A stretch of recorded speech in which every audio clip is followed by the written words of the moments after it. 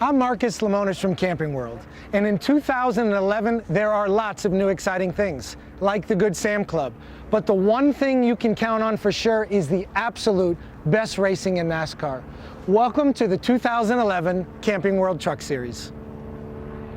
It's a new season, and everything gets reset. Reset to set again.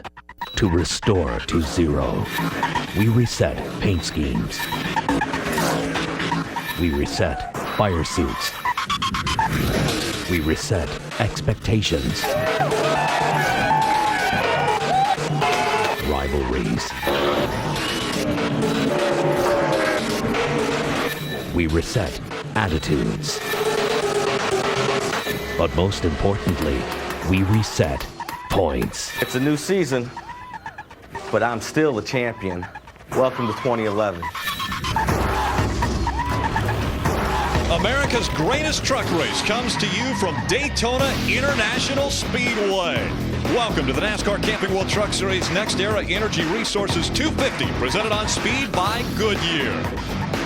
2011 starts with a clean slate for everyone, whether you're an 18-year-old Florida native making your first ever start at Daytona or a 52-year-old four-time champion of the series. Tonight's race is the biggest of your life because winning at Daytona puts you in an elite class that very few can say they belong. The pageantry from Daytona adds to the lore of the moment. And on that note, let's go trackside for tonight's invocation and national anthem. Ladies and gentlemen, please rise and remove your hats as the Mainland High School Air Force Junior ROTC Color Guard present our nation's colors. Please remain standing as the Executive Director of the Genesis Counseling Center, Dr. Tim McNeil, offers tonight's invocation. Let us pray. Our God, we thank you for moon and stars, for lightning speed and man-made thunder. We pray for drivers and teams as they race toward the checkered flag.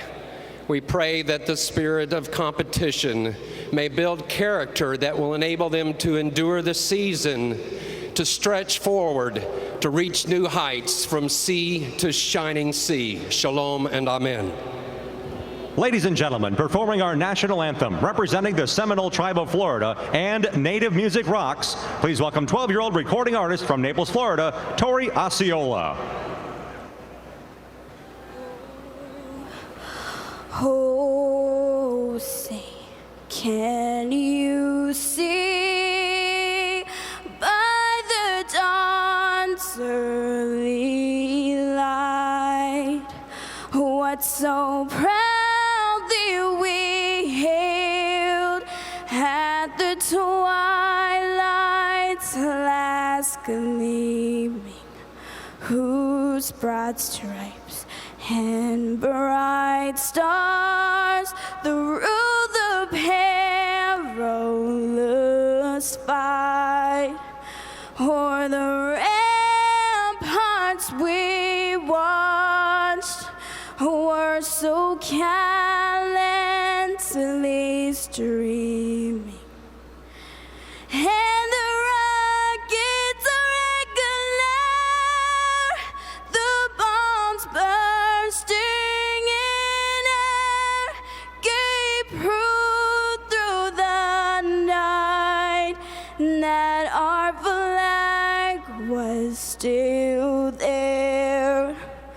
Oh, say does that star-spangled banner yet wave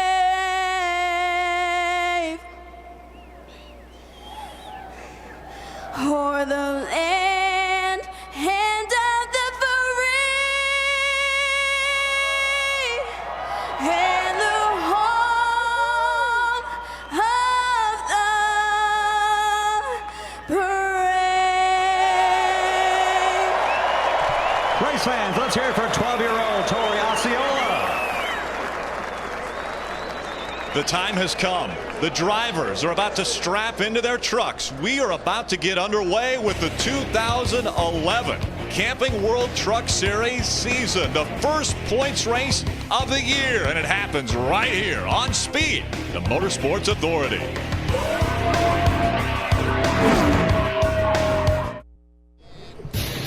Speed's presentation of NASCAR Camping World Truck Series is presented on Speed by Goodyear, the official tire of NASCAR. Goodyear, more driven.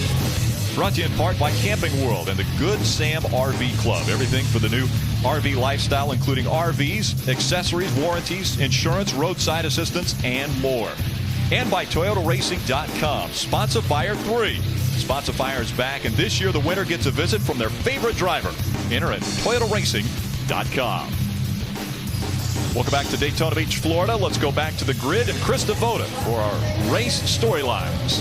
What happens when you put NASCAR's Desperados on a new silky smooth surface? You are about to find out. Why should you watch this race? The 3 C's. This is classic Daytona. You are going to see more of the same. What about Chevy time? A Chevy has never won at Daytona, yet percentages are on their side. 9 in the top 10. Confidence, warranted or not, the new pavement makes drivers feel cocky. But is that a false sense of bravado? We will soon find out. And Rick, Phil, DW, I'm going to leave you with this thought. Max Pappas, who barely made this race, said, give me 20 laps and I will be up front. It's a chance at history and I'm going to take it. Every driver is thinking that exact thought right now. Thanks, Chris. Now, DW, are we going to see 2 trucks nose to tail making their way around this track? I think it's a sense of false security. Chris had talked about confidence. Don't be overconfident. These bumpers don't line up. I don't know, Phil. What do you think? You think these guys are going to work together tonight?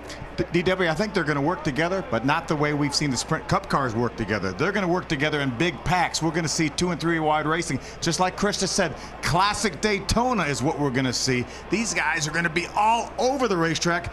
On the apron, 3 wide, 4 wide, up against the fence. It will be great like it always is here. And we do have a lot of teammates, obviously, in this field, but we don't expect to see them working as teammates on the racetrack. Everyone's going to be gunning for that checkered flag at the end of this race. Let's get it underway. We go down for tonight's command. For the most famous words in motorsports, please welcome tonight's Grand Marshal, Manager of Renewables, Otter Tail Power, Harvey McMahon. Drivers, start your engines.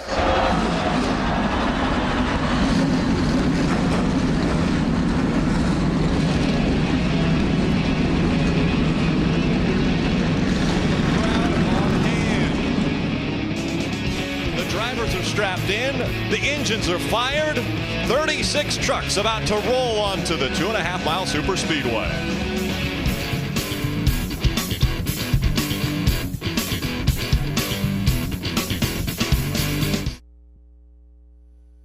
Mike Wallace is going to win the inaugural Daytona 250. Robert Presley trying to hold on. Timothy Peters is wild, coming up to the line, side by side. Having a great time, Daytona style. Look out, we got trouble. Timothy Peters is going to win at Daytona. Cropper goes down low. It's Rick Cropper. That's what I'm talking about. Truck racing.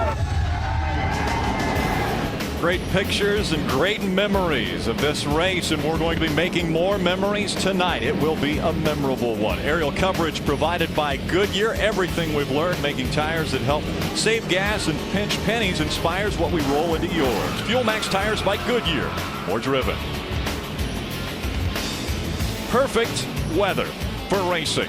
We are under the moonlight as well as the lights here at Daytona International Speedway. 68 degrees and just a light breeze. I'm a little bit nervous. I mean, a full moon always is extra amount. It creates trouble, creates havoc. I don't know. What do you think? I think we're going to be in good shape tonight, DW. Our starting grid is going to roll across the top of the screen. Austin Dillon continues his dominance in qualifying. This is the 3rd race in a row for Austin Dillon where he will bring the field to the green flag, and young James Pusher will start on the outside. Take a look at our Goodyear track description of this super speedway. DW, the numbers look the same. 31 degrees in the corners, 18 degrees in the trioval, but man, has this racetrack changed. This racetrack now has so much grip. And the thing, Phil, that you got to remember, they're running as fast or faster through the trioval with 18 degrees as they are through the corners at 31 degrees. This trioval is very difficult. going to take a look at our CC's Pizza race analysis for tonight's race.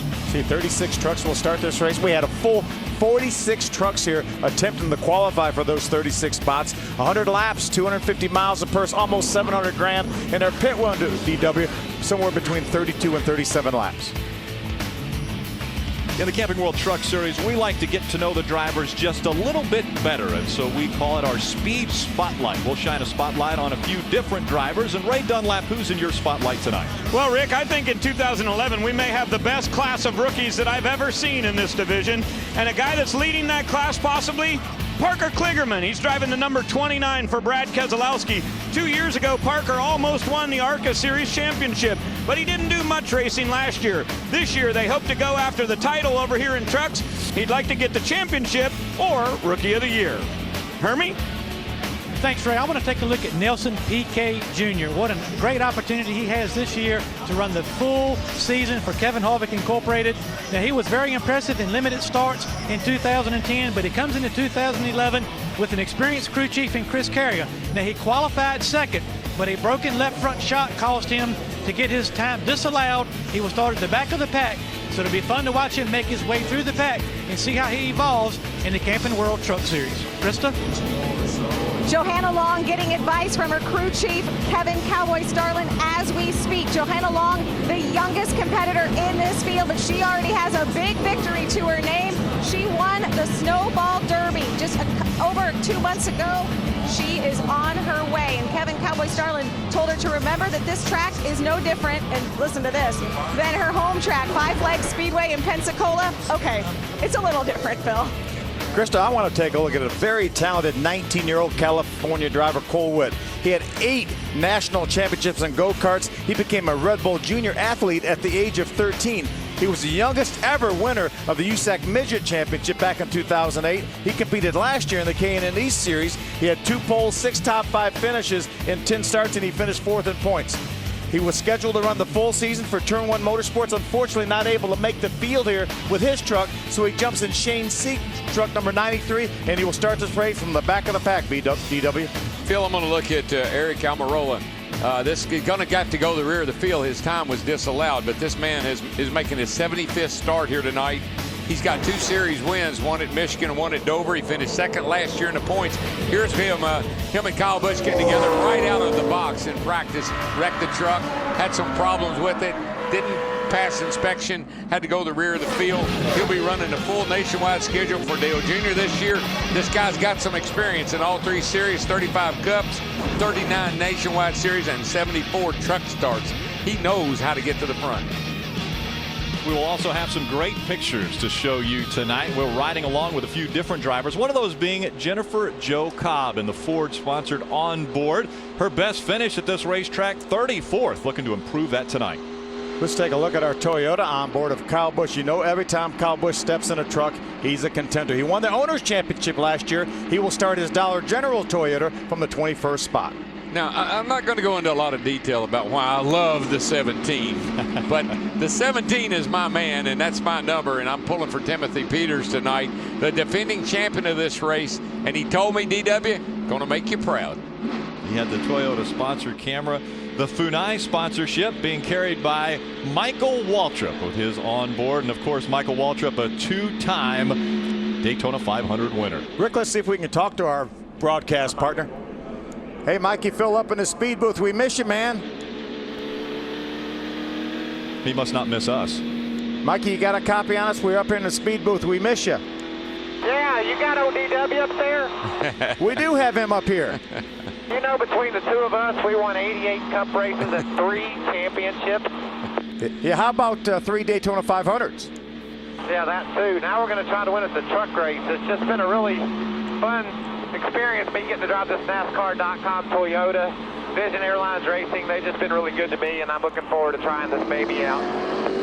Mikey, what would this win here tonight mean 10 years after you won your first Daytona 500 and the day that we'll all remember? Well, it's important, Phil. I get a little bit emotional thinking about it, but good thing about having 500-600 horsepower under the hood, soon as you're mad at it, you'll forget all that and just go back to doing what you've always done, and that's just race your butt off. But it'd be very, very special to wind up in victory lane on February the 18th. Well, we know you can do it, buddy. Give us a wave and have a good one. Hello, it's Mike. Good to see you. Good luck, buddy. We might not be able to see his eyes, but we'll definitely be able to watch his hands as he works his way around the 2.5 mile super speedway. It's time for our Walmart recipe for success. What will go into that recipe? Well, let's go down to Ray Dunlap. Well, lots of ingredients, Rick, and I think when you throw in the Daytona International Speedway, that's the real spice that makes a great recipe for success. You think about this racetrack and getting the season started, it doesn't get any better. It's the biggest race of the year for everybody, and in this series we've had 27 last lap passes. Guess what? 3 of them have happened right here at Daytona, including a year ago. You never know who's going to win this race. Just because someone's leading at the white flag doesn't mean they'll be the first one to the checker. Hermie? Well, Ray, all week long in Speed Weeks, we've heard the talk of teammates. That's right. How can you help your teammate or partner with your teammate to get to victory lane? Now, a strong group of trucks here tonight comes out of the stable of Kevin Harvick Incorporated. Ron Hornaday, Elliott Sadler, Nelson Piquet Jr., all fast trucks. They talked about working together. Well, all 3 of those trucks have moved to the back of the pack. They will start this race at the tail end of the field, bide their time, and with about 10 to go, they say, try to make their way to the front. Then, Krista, how do they decide who's going for the victory? That is the question, but Ricky Carmichael has all of the answers. He has more Daytona wins here than anyone, but that's on 2 wheels. Now he's on 4, and he is starting 4th in the number 4, and right in front of him, that's his teammate, James Busher. They have a recipe for success, Rick. Thank you, Krista. 36 trucks now all bunched up, getting ready for 100 laps of excitement from Daytona International Speedway. DW, I want to hand the mic to you. Thank you, buddy. Yeah, this is a great way to start the 2011 season up here doing the Nationwide Truck Series. Boogity, boogity, boogity! Let's go truck racing, boys and girls! Camping World, by the way. 2 by 2 across the start-finish line, working their way into turn number 1, kicking off the 2011 season. A lot of Chevrolets bunched up front, only 1 Toyota in the top 10. How early will we see strategy play out in the Camping World Truck Series? Will we see guys drop to the back to try to stay out of the potential big one? Well, let's see if we can get through this first lap here, because last year, as you know, we didn't quite make that first lap. And these things are a handful. Low air pressure, first couple of laps, they really move around, particularly on the straightaway. Hey, look at that truck on the outside, the second row there, outside of Ricky Carmichael. That's our buddy Michael Waltrip. Started in 11th, and look at him already battling for second. Field making their way through the trial for the first time. The first lap at Daytona, led by James Busher in the 31. Ricky Carmichael right behind him in the 4. Austin Dillon in the 3. Tucked in on the low side of this pack. We're seeing 3 wide now as they work their way through 1 and 2. Timothy Peters thought about going to the high side, making it 3 wide. Travis Quapple in the 5 truck, the yellow one, jumped inside of him, hung him out to dry. See, there's such an urgency in this race. It's only 100 laps. You got to get it on. You got to get it done in a hurry. How about Michael Waltrip in the 15? He had a push from the 32 of Brad Sweet. He's now battling side by side for second with the 4 of Ricky Carmichael. You really have to be careful pushing on the back of these trucks. We saw it with Amarillo and those guys in practice. It doesn't work. They continue 2 by 2 as they go through the tri-oval. Completing the second lap, it's still James Busher. Hasn't been contested for the lead. Well, Michael's trying. He's trying to side draft off those trucks on the inside line.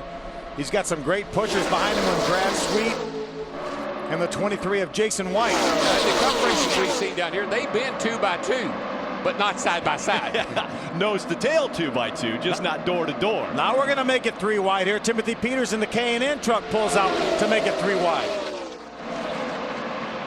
So that outside line not able to catch up to the inside line. 3 wide. Look at that right in the middle. The 66 of Justin Marks. He had problems coming off of pit road to start this race, but he's got it going now. We saw Timothy Peters make it 3 wide. He lost ground again. Twice he's tried it. It hasn't worked yet. A little bit of spark you see every now and then. Some of these guys dip below that yellow line or get down on it. There's a transition there, and they're hitting their nose on that flat part of the apron. The rules are you can't improve your position below the yellow line, but if you go down there, you're not going to get penalized if you don't pass someone. Come to Daytona, you expect to see side-by-side racing? We've got it. Right here in the Camping World Truck Series. Exactly what we anticipated. Side-by-side racing. How about this is the group in the back. You talk about different packs. These are the guys that are going to ride it out here for a little while. Wait till late in the race, like Matt Crafton did last year. He parlayed that into a top 5 finish. We've got several guys employing that same strategy. Yeah, remember, back in 2005, Bobby Hamilton Jr. went all the way back, or Bobby Hamilton Sr. went all the way to the back of the field, rode around there until the closing laps of this race, and was able to make a last lap pass on Jimmy Spencer to win the race. There's Timothy Peters jumping in behind Justin Marks in that 66 truck. Phil, Rick, the track everything handles good down here this time. One of the advantages that Bobby Sr. had back in the day was he could out-handle some of these guys through the corners. That's not a real big issue. It's all about speed this year. Look at how tight these trucks are running around this racetrack, upwards of 195 miles an hour right now. You know, in years past, you could make that outside groove work really easy because this racetrack was so rough and handling was such an issue. These guys would have to back off the throttle. Now, James Busher is holding that thing on the floor every single inch around here. Phil, the best friend you got is that yellow line. Keep it on that yellow line and make them go around you on the outside, but it's just very hard to get enough steam up going around the outside to do it. We saw it in the Cup races, and we're seeing it here tonight. Early on in this race, we're also seeing one team dominating. 1 and 2 right now is Turner Motorsports. Out in front, James Busher and Ricky Carmichael. There's a good view from the FUNAI onboard of Michael Waltrip. There's Todd Bodine, 2-time winner here at Daytona in his Valvoline Toyota on the inside. And he's the only one to win at this racetrack twice. Parker Klickerman's going to jump to the outside here. Todd's going to go with him. They're going to jump up in front of Michael and see if we can make that outside groove work. Again, the bumpers don't line up perfectly in the Camping World Truck Series, and so you won't see that stuck to the back bumper of a truck look like we've seen in other series. You might see them bumping, though, as they go around the track. Parker Kligerman holding his own out there on the racetrack, currently in the 7th spot, Ray. Rick, he's telling us he's just a little bit tight coming off of the corner in that number 29. The big question I had coming into tonight was, will anybody go with him? He's driving a Dodge, the only Ram in the field here tonight, and in practice that truck was fairly slow. He said he felt it would be great in the draft, but not so good in qualifying. But he's the only Dodge in the field tonight here at Daytona. On an island, but Dodge has had success at Daytona already this week. As Kurt Busch. How about James Busher out in front of this field? He has led every lap since the drop of the green flag on the 2011 season. Sunday, the Great American Race kicks off with the biggest pre-race show on television, NASCAR Race Day. Get the inside track from the drivers before the Daytona 500. NASCAR Race Day built by the Home Depot from Daytona. Sunday, 9 Eastern live on Speed.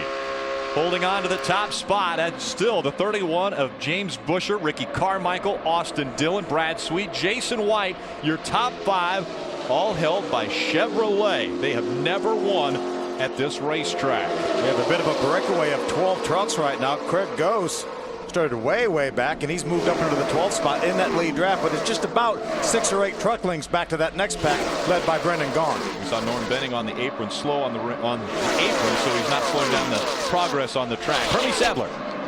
Yeah, thanks, Rick. What an impressive run so far for Brad Sweet right now in the 4th position in this 32 Great Clips Chevrolet. Now, he has got Cole Kane, the cousin of Casey Kane, spotting for him tonight.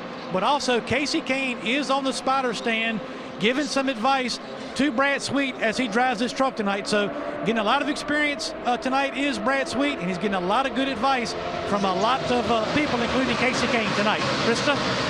Thanks, Hermie. Remember the last time we were at a plate track, a super speedway, it was Talladega, and Chris Fontaine nearly pulled off the unbelievable, almost winning that race. He had such a strong run there. He comes back here with tons of momentum and confidence. He started 16th. He's currently running in the top 10 and getting a whole lot of help from former Truck Series champion Travis Kvapil. Ray? Elliott Sadler's back in 30th right now, Krista, but I can tell you he's learning a lot on the racetrack. Said his truck's a little bit tight right now, but he has been watching that high line. Brendan Gaughan just went to the high side and actually pulled off a pass. It looked like not many people were going to be able to do that. You see Brendan there with a 3-truck draft now trying the higher side of the racetrack. Elliott's got his eye on it. And Elliott Sadler won his first Camping World Truck Series race a year ago at Pocono. A guy who has won numerous races in this series, Brendan Gaughan, currently running in the 13th spot. Behind him, though, people are wondering, where's Kyle Busch? A guy who won 24 truck races. Well, Kyle Busch is kind of laying low. He's back in 18th right now in that 18 truck. And watch these things snake down that back straightaway. I know that doesn't look very like not much happening, but these things are tail happy. They get really light in the back end as they go down that long back straightaway, particularly when someone is tucked right up under the back of you. Got a glimpse of that 18. We're riding along with Kyle Busch and what he sees on the racetrack in front of him. There's Max Pappas in the 9, that Geico Toyota Tundra. Kyle jumped to the inside around the 77 truck of Justin Lofton. Travis Kvapil leading this smaller pack in that number 5, driving for Randy Moss Motorsports. As you can see, about half a dozen truck lengths behind Chris Fontaine, the 84 truck, who's at the tail end of that lead draft. Chris is running right now in the 10th spot. And we keep talking about how much grip the track has and how good the tires are, and it's even better in the evening like this. There's just absolutely no sunshine on the track. Obviously, just a little moonbeam coming down tonight. That makes the truck run fast. That makes it have a lot of grip. It's going to make for some exciting racing when these guys figure out somebody needs to pull out and go. A lot of grip on the racetrack right now, and that could be one of the strategies when we do get time for a pit stop. Will they change 4 tires? Will they change 2 tires? Will they change no tires and go with just fuel? With such a smooth surface, that strategy is definitely going to come into play. Stay with us. Speed Inside Deals is your one-stop shop for exclusive ticket offers for Speed viewers. Speed Inside Deals packages range from specially priced general admission and children tickets to pit passes, driver and speed talent meet and greets, food and drink hospitality, and more. Be sure to check out the Speed Trackside Tavern and House of Speed ticket packages. If you're joining us at the Speed Stage in Daytona this weekend, visit speed.com/deals today.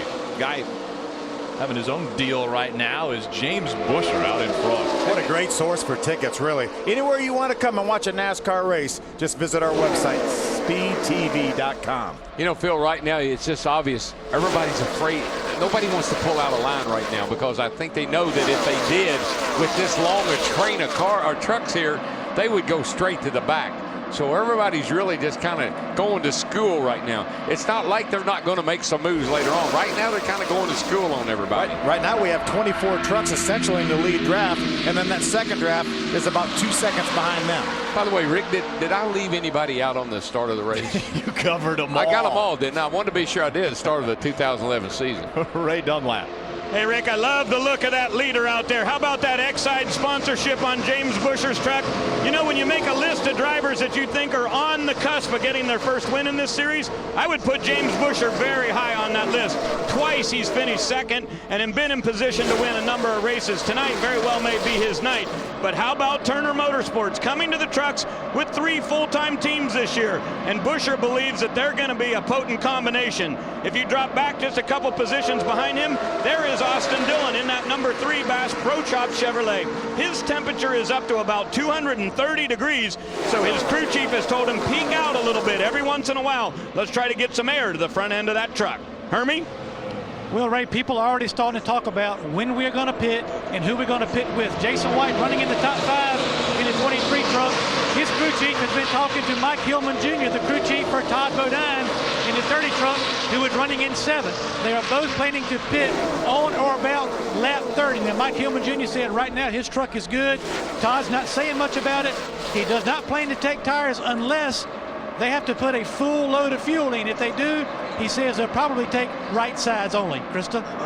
Hermie, Travis Kvapil in that 5 truck. You saw him a few laps ago sort of try out the middle line and then drift to the back. He got on the radio and told his crew chief and team, nothing there, but I had to try. And then a voice got on the radio and said, you should have listened to your spotter about 4 laps ago. Of course, that was a spotter saying that. And of course, the spotters around here very, very important on such a big racetrack when you've got to work with other drivers. Well, when you're sitting there in that pack like that and you're running about 3/4 throttle, you think, man, I'm at this thing. I'm going to go around all these guys until you pull out and hit that wall of air, and then you start going backwards and you say, rah, maybe I shouldn't have done that.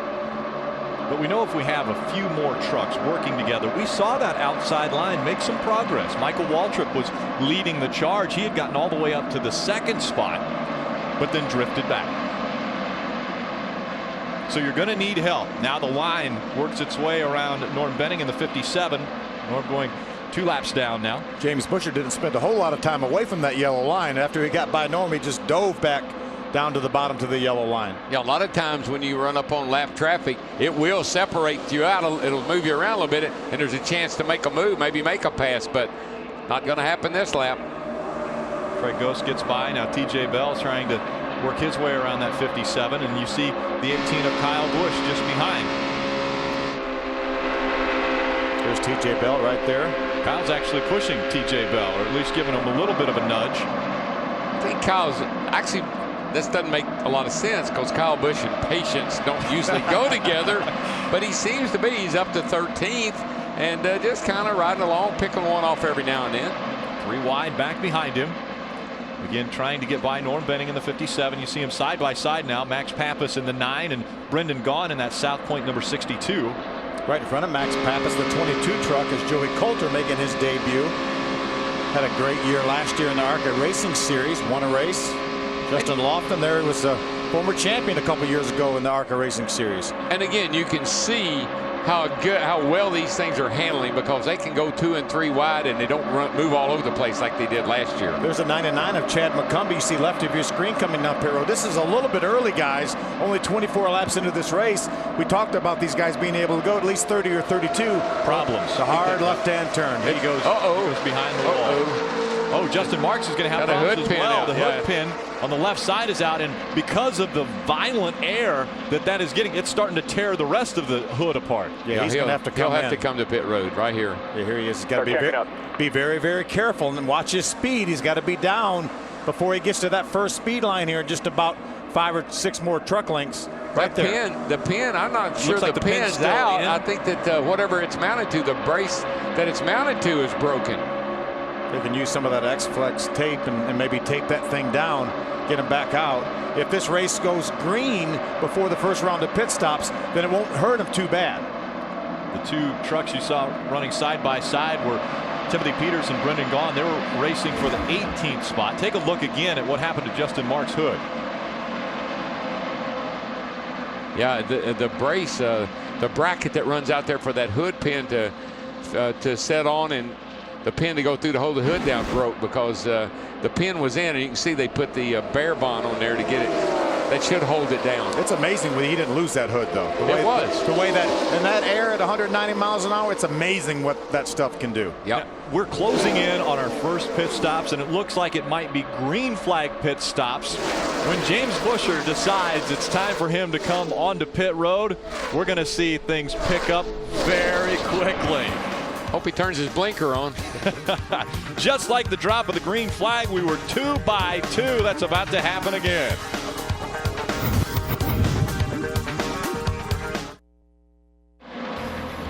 Aerial coverage provided by Goodyear. Everything we've learned making tires that help save gas and pinch pennies inspires what we roll into yours. Fuel Max tires by Goodyear. More driven. Packs of truck making their way onto pit road. Krista. Michael Waltrip had planned to come in a couple of laps ago, but he wanted to find a partner to pit with. His plan was to pit with the 30. It's going to be fuel only. That's the call, reminding him to take care of his tires, but it's fuel only. Hermie? The 30 truck of Todd Bodine on pit road. He pitted with Jason White. Todd Bodine taking 2 right side tires and filling up with Sunoco fuel. Fuel only for Jason White. Ray? Down on this end, lots of pit stops happening. We see the number 9 of Max Pappas is in. They went with right side tires, fuel. We see the 29 leaving pits also, and we believe the leader will be in this time. Look for James Busher to roll off the racetrack. James Busher making his way onto pit road now, Ray, leading our lead pack toward you. Krista. Kyle Busch also coming in. They were looking for a partner as well, but they had planned to come in on this lap, lap 30. The 84 of Chris Fontaine possibly going to pit with him, but he came in with Michael Waltrip and Todd Bodine. Ray, Hermie. Krista, down on my end, they told James Busher, make sure you do not slide the tires because we're going fuel only. On to number 31, now to Hermie. Yeah, Ricky Carmichael came in, fuel only. Matt Crafton on pit road, fuel only. And Joey Coulter on pit road, fuel only for all 3 of those trucks. The smooth surface really not wearing away these tires, so a lot of drivers opting just for fuel. And I can't believe how long it takes to put fuel in these things. I mean, they're sitting there long enough fuel to actually change 4 tires if they wanted to. You know, one thing surprised me about Todd Bodine's stop. Now, I understand it's not a big deal, but they kept the right side of the truck jacked up while they're putting fuel in it, and that puts the fuel to the left side of the truck. So could they pack that truck completely full even with the right side tipped up? Well, you would think if you were just going to fuel only, you wanted to jack some the one side or the other, you do it on the left side. Yeah. Tilt that thing up to the left and put it in. So I'm not sure what that was all about. You know, the possible reason for that is for most of the drivers, their signal to leave is when the jack drops. So they left that truck jacked up on the right side. So when the fuel got done, they dropped the jack and they turned them loose. But I agree with you guys. I think you could possibly get a little bit more fuel in if it's at least sitting on the ground level. Yeah, level, or if it's up on the left side a little bit would make more sense. But you might be right about their what they were thinking. Too fast exiting pit road, so the 07 of Donnie Neuenberger has to come back in and serve a penalty. Krista. Jeffrey Earnhardt, the number 1 Chevrolet, in right now. They're waiting on fuel. It's a long stop, though, because they're waiting on the second can to come over the wall, but it is a fuel-only stop for the one now. Wheels out of this.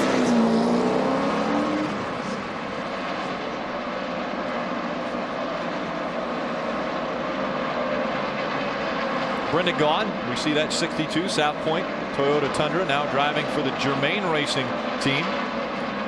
Working his way, trying to find a pack to run with. Jason White leading this pack right here. Jason's being shown right now in the 5th position. Remember, this is still holding on to the top spot. That 23 truck of Jason White looks a lot like it did last year, but this is a brand new team formed by the Virginia Lottery winner Joe Donnett, and what a great showing for the first time out. Yeah, what I'm interested to see here is if this big group can chase down those 4 guys up ahead of them up there. This lead crowd right here looks like this group right here, the second group, is able to inch closer and closer, and before too long everybody's going to be back in a single file again. But what happens when they get there? Do you think someone will take that chance and go to the outside and try to get the lead? It'll be the best time because you'll have momentum. This is the most momentum you're going to have. I think so. That may be the thing. When you draft up to them, if you maybe went to the outside with the head of steam, you might be able to make a run on them, but I'm just not sure. It looks like everybody's happy riding on the bottom right now. Get out in front, James Busher, Ricky Carmichael, Kyle Busch, Austin Dillon, and Jason White, according to our scoring monitor. That's your top 5. That's the pack we're looking at right now on the screen. Remember, you guys were talking about Kyle Busch and not really making many moves and being very patient. Well, he's running 3rd right now. So maybe the biggest move was on pit road. He made his move on pit road. See, that's what smart drivers do. Okay, I got a pretty good truck. Okay, I'm in a pretty good position. I got a good pit crew. Use all those elements. Don't just try to do it all yourself. Don't try to do it all as a driver. Use the pit crew to get in track position. Use that fast truck to get in a position, and that's what he did. I'm telling you guys, that second group was going to catch this front group. They ran over half a second faster that last time than the front 4 did. Now they're going to have to work their way around Justin Marks in that 66. Remember the hood problems for that 66, the white truck on the bottom of the racetrack. He slowed down just a bit. So theoretically, as they're closing in at a little bit faster pace, you would think when they got there they would just drive around them, right? They would keep going. You think they're going to show patience once again and tack to the back? I think their tongue's hanging out right now. They're going to be saying, "Woo, man, I'm glad I caught those guys." Look how quick they're catching. Look at Jason White, how quick he's catching the truck. And spotters right now are going to be telling, for example, Austin Dillon, hey, that pack is coming quickly behind you. Will he duck in behind? He stays out. It looks as though Jason White's going to see if this pack will keep going. And as soon as I say it, he drops right in line. I think when you get there, you just hit a wall of air. And obviously, we don't see it. But when you're out there in the vehicle, you feel it. So when you get there and you hit that wall of air, you stall out. I think Jason had designs on maybe jumping to the outside and seeing if that momentum would take him by those 4 trucks. But as Darrell said, when he got close to the back of that truck that was running 4th, Austin Dillon, he said, I'm not so sure this is going to work. Well, and the other possibility is to get hung out. I mean, if Jason White would have said, I think we can make our move and go by him, and the truck right behind him with Todd Bodine ducks in, well, then Jason White's a sitting duck. Until it is important. Right now, you're just, again, we're thinking about strategy. So right now, it's not all that important to dive out there and take a chance on losing some spots. I say you just go to school. You kind of try to figure out, if I did dive out, is there anybody going to go with me? I don't know if these guys talk to each other on the radio. Oh, trouble! Man! Into the wall. Keep coming, keep coming, keep coming. Hard impact. So Joey Coulter in the 22 truck. That Chevy Silverado into the wall hard. Joey Coulter. Blew a tire, Harold. Yeah, he blew a tire. Let me get out of the racetrack. You're okay, you're okay. Come on, everybody sees you. They're all bringing it back down. They're all backing down. Yeah, that thing took it blew a tire right. Dead right. Thank goodness for those safer barriers. Can you believe that, Phil? If they can hit those walls today like they do and just come on in and we heard Joey. It didn't even knock the breath out of him. Didn't knock the breath out of anything.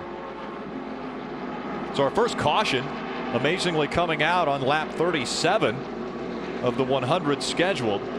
James Busher still holding on to that top spot. Let's look back at what just took place.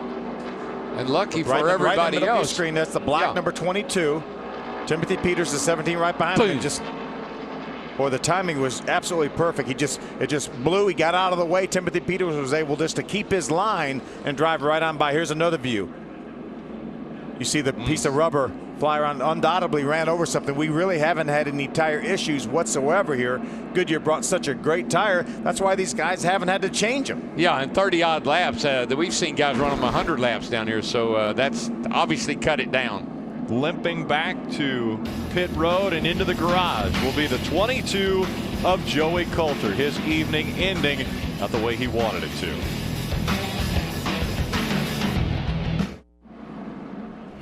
Welcome back. Next Era Energy Resources 250 kicking off the 2011 season from Daytona International Speedway. The top 5 stayed on the racetrack, but a lot of trucks came to pit road.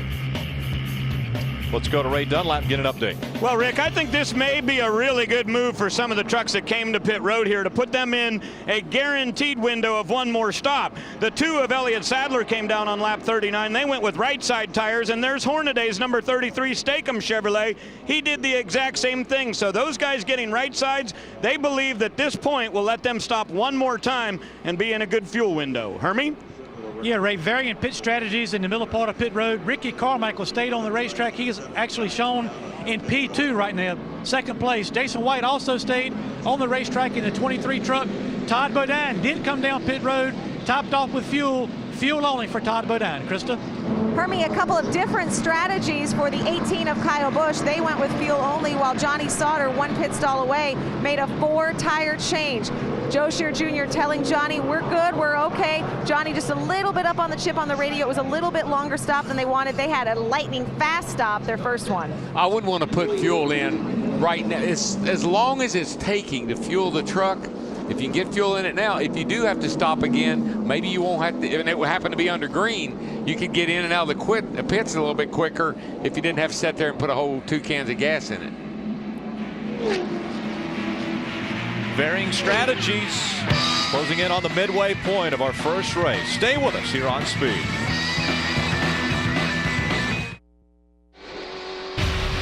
Wednesday night, the most intense car building competition ever comes to Speed. Car Warriors, all-star builders take on small-town heroes in a 72-hour race to build one wicked ride. Big egos, big characters, big conflict. Car Warriors premieres Wednesday night, 9 p.m. Eastern on Speed. The lucky dog goes to Cole Witt in the 93 truck. Aaron's is going to give Cole a chance to get his lap back. Hermie, what's going on with fuel down there on pit road? Well, DW has mentioned a couple times about the length of time it's taken to fuel these trucks on pit road. Well, some of our fans may not know NASCAR has mandated a new fueling system and dry brake system on these fuel cans. Now, I talked to some of the fuel men down here on pit road. Here's why it's taking so long. First of all, it takes about 7 seconds to dump a full can of fuel into these trucks. The old system last year, 5 seconds, so you lose 2 seconds per can. But they're also telling me the reason it's taking longer is you got a lot less room for error when you're switching the cans in the transition. This is such a big unit that you put in the side of the truck, they're losing an extra couple seconds getting this can, the second can in to top the truck off with fuel. So they eliminated the catch can, but they're taking a little bit longer to fuel these trucks on pit road, guys. Thanks, Hermie. And that will be across all 3 divisions of NASCAR, the Nationwide Series as well as the Sprint Cup Series. You know, I talked earlier about Todd Bodine, and he kept the right side jacked up. They put right side tires on it, but they kept the jack underneath it while they were fueling it. Yeah, well, that's normal there, Rick. Now, when you put tires on, it's normal to just keep it jacked up, like Phil said, because that's the signal to go. Coming back to the start-finish line, green flag back in the air. Quickly ducking behind that 31 is the 4 of Ricky Carmichael, trying to hold on to the second spot. He got down there and leaves Jason White now leading that outside pack in the Gunbroker Chevrolet. And you're going to see real quickly why nobody wanted to step out of line. That outside, I don't know. In the past, it's worked, but the track has so much grip down low now that you just can't afford to get out there. It bogs you. I guess there's just not enough momentum out there to carry you to the front. Todd Bodine's going to come up on the back bumper of that 23 of Jason White, and those two look to move forward. See if they can get that outside line moving. Brendan Gaughan back there, teammate to the 30 of Todd Bodine. Boy, Todd's got to be careful here pushing on that 23 truck. That's just a little edgy. You can see that 23 truck dancing around a little bit. See him moving around. Got to be careful doing that with these trucks. The bumpers, he'll lift that guy right up off the ground. The outside line, Jason White started running even with the 50 of TJ Bell. We'll see if that's the same progress that we saw earlier as we ride along with Michael Waltrip. Right in behind the 92 truck of Clay Rogers. There's Parker Kligerman, the 29 truck, the black truck out on the outside. There's a little bit of a bump draft to Clay Rogers. It's okay to bump down the straightaway. That's not a problem, but you just don't want to get up under somebody in a turn. Riding along with Michael, that gives us such a good perspective. Seeing the trucks from a bit further away, you don't see how much they jump around. Oh, yeah. But when you're riding along and you see up in front of you and you watch those trucks bouncing side to side at 195 miles an hour, it's intense out there. Yeah, we call it a wiggle, but out there it's a whole lot more to wiggle, I can tell you. I mean, these guys are making it look really easy, but I'm telling you, it's really, really difficult to hold that line like James Busher. Even with this great Goodyear tire, the new surface and so much grip, it's not easy what these guys are doing out there. Making it look easy, but it's not that easy. You know, physically, this doesn't wear you out too much, but mentally, you get out of this thing tonight, you're going to have a headache because you have to concentrate. Now, here you go.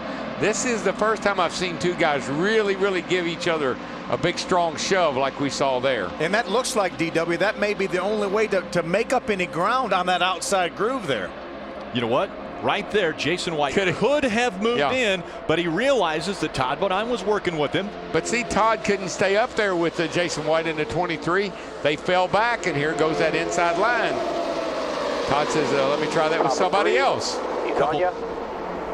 Top of 3. A little edgy right here. A couple teammates now running together.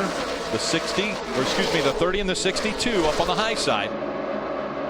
Well, they try to do a 2-truck hookup and see if they can move around on the outside. Elliott Sadler's going to jump to the middle there. He has his two teammates, Ron Hornaday and Nelson Piquet Jr. behind him. He had a little bit of a run, but once he got beside the 23, it stalled out, DW. I love the way, though, the 23 and the 2 just changed positions. 23 went the inside, 2 went the outside. You want that spot, take it. James Busher has led all 45 laps that have been run. Tack on number 46. I'm not saying that nobody is trying. These guys back in the field here are not trying. What they're doing, though, is they're not trying like they're gonna try when it comes time. when the laps run out. They're not taking any chances right now. But when it comes time, they're gonna get a little dicey. You can count on that. Last time a driver led all the laps in a truck race was back in 1997, and it was Ron Hornaday who did it. That was a long time ago. That's when we had a halftime break. How about this Liberty Tire Recycling Silverado here of TJ Bell? What a nice job he's doing right now, running in the 6th spot right behind Kyle Busch, DW. Pretty impressive. Right behind him, our winner from last year, that black truck, the 17 of Timothy Peters, and then Miguel Paludo, another rookie driver here, made a start last week in the ARCA race to get some experience here for this truck race. They are lined up all the way back to the 62 of Brendan Gaughan. It's James Busher out in front of this field. Can he stay there? Does he have people that will work with him? That's the big question here at Daytona. Speed's coverage of the NASCAR Camping World Truck Series on Speed is brought to you by Just for Men Hair Color, Flip Forward, and by Napa. Napa Know-How. Rick, Phil, 28 trucks on the lead lap, and there they all are right there. You know, DW, we talked about those guys that employ that strategy of staying back at the back of the pack to try to stay out of trouble. I'm not sure on this racetrack in 2011 that strategy will work anymore. Matt Crackman did it last year, parlayed that into a top 5. I'm not sure you can do it anymore. You give me the bottom of that yellow line, and you can go wherever you want to. Really, pit strategy is going to be what could very well win this race tonight. You're right, Rick, and that's how some of these guys got up there. Kyle Busch got up there by some good pit strategy. We got to see where it goes. Ray, what do you think? Well, I'll tell you, Darrell, what's interesting down here listening to these teams, many guys talking about whether or not they will change tires on the next pit stop, and a lot of that just depends on if we get a caution and when it comes. But quite a few guys saying these tires could last all night. You could go without even changing tires. A few people on my end saying rights on the next pit stop because we'll need that much fuel. You know, guys, what I think I would do is if I have to put a full load of fuel in and I know it's going to take 14, 15 seconds, I'm going to change right sides the first time. The next time, if it goes a full fuel run, then I'm going to change left sides, and then I'm done. I don't have to worry about it anymore. I normally, and that's not a bad strategy, but I just don't see why you even want to take a chance on leaving a lug nut off or anything. These tires will run 100 laps. They run 100+ laps down here in testing. It's cool at night. Stick some fuel in her and go and leave the tires alone. Safer. Take a look at the 30 and the 2. Elliott Sadler and the 2 on the inside. Todd Bodine in that 30. Is that side drafting right there? Or is that bumping? I think Todd would have liked to got down in between those trucks, but by the time he started to make the move down there, Elliott was there, so he wasn't going to try to side draft off him. And sometimes it's a game of chicken. You know, you make a little move over on that guy and you say, holy cow, he's going to run over me, and you might lift a little bit, or you might give him a little bit of room. Uh-oh, what was that? We've got some sheet metal flying off of a race truck up into the air, but in the debris, pile on your bumper. Side of the confines of the catch fence. So the caution comes out for the second time. Wonder where that came from. Looks like it looked like a deck lid flew off of a truck. We've completed 53 laps. This will be 54 this time. They cannot make it the rest of the way if they stop now. Thought maybe it was a hood off of that truck we saw in the pits earlier. Truck. But let's see. Right here, it looked like the fourth truck back on the outside. That's Chris Eggleston right there. Yeah. Yeah, you see a piece of the bed cover gone there. Cover's gone. Yeah. That's not unusual to see that happen. There's a lot of pressure back in there. So that's Donnie Neuenberger with part of his truck missing. Plus they got a new fin back there too. There's a fin that runs along the edge of the bed there, a lot like a cup car that is new to these trucks this year. You can see it down on the inside of the 84 truck, that blue fin that runs across the back of the bed there. I think it's a good strategy to come on down pit road right now that just buys you some more time. Again, you cannot make it the rest of the way from here, but at least it may prevent you from having to stop under green. Now, Donnie Neuenberger is going to have to come onto pit road, and they'll have to cover that up. He can't race without that being there at least covered. So they'll have to either put a piece of sheet metal there and tape it down, or sometimes they've tried to put a big piece of tape on it, but it won't stay. Yeah, you know, and this is kind of good news for a lot of guys, because restarts are when you can make some passes. And so we're going to double up here, and you know, all of a sudden you got a new dancing partner, and maybe he's a little more interested in moving to the outside and trying to pass some people. So this will be interesting to see how it shakes out. These top 4 trucks here last pitted on lap number 31. Yeah. They're 2/3 of the way through a fuel run, so they have to come. They got to come. I think everybody has to come. DW. I think everybody will be on pit road. Again, it's been James Buescher out in front since the very drop of the green flag. He led the first lap, and then every lap after that. We have completed 54. We're about to complete our 55th lap. Let's go to Krista. Kyle Busch came on the radio and said to Eric Phillips, his crew chief, "Are we coming?" Yes. And then one word came on the radio. It was tires. That's the plan for the 18 to do 4 tire stop here on this one on lap 55. Hermie? Yeah, Krista, Ricky Carmichael is in for fuel only and a wedge adjustment. A little bit snug for Ricky Carmichael, but a little bit takes a wedge out, Ray. James Buescher goes fuel only. He is not going to be the first one off pit road. The 17 of Timothy Peters will beat him in another truck. So Buescher, who has led every lap, will roll off third. He has secured 2 bonus points for leading the most laps.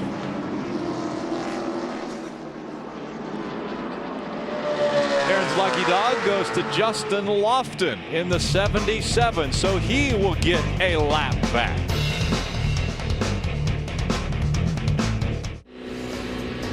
The biggest race in NASCAR calls for the biggest post-race show on television. Tune in as John, Kenny, and Kyle break down all the action from the Great American Race and hear from the Daytona 500 winner moments after he hoists the Harley J. Earl Trophy. NASCAR Victory Lane from Daytona, Sunday 9 Eastern on Speed.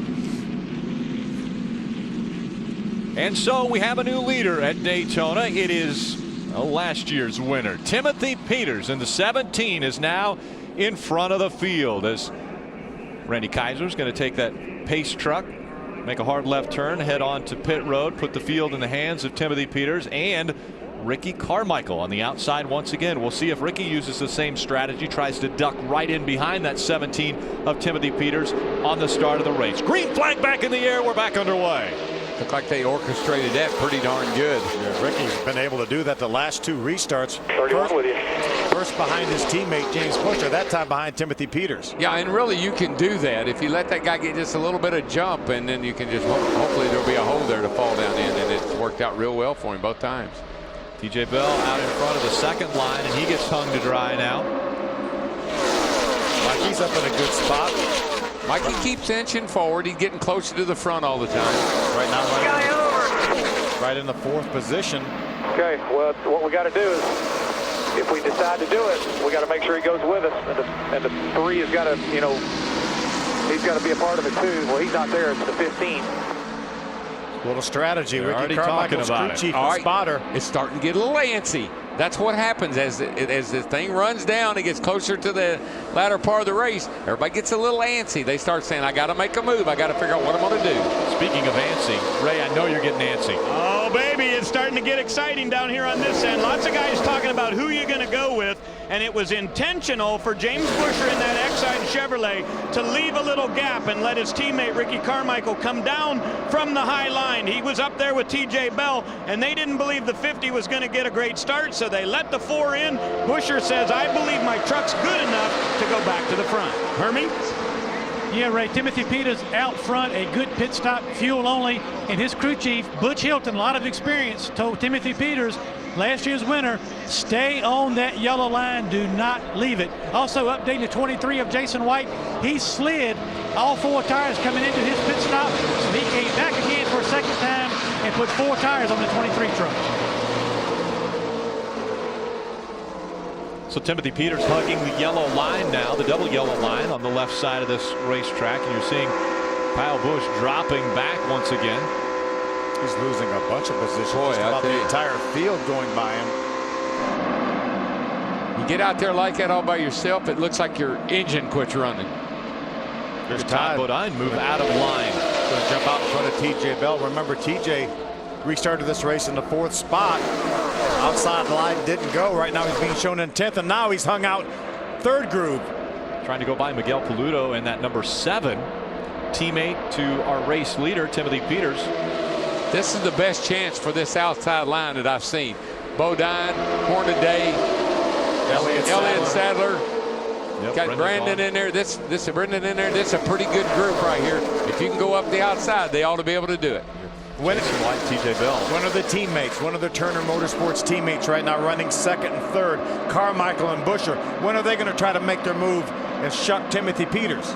Boy, you can see Todd Bodine. Now, he is not bashful about leaning on that guy on the inside, trying to shake him up and get a little bit of an advantage, a little side draft off of him. We're going to have to see at least one more pit stop. So would you try to make a move now to see if you can get a 4 or a 5 or a 6 truck pack moving on the outside to see if they can go by? Look at these things wobbling through here. Yeah, you'll do. I think it's that point. I mean, we're, 40 laps to go, 39.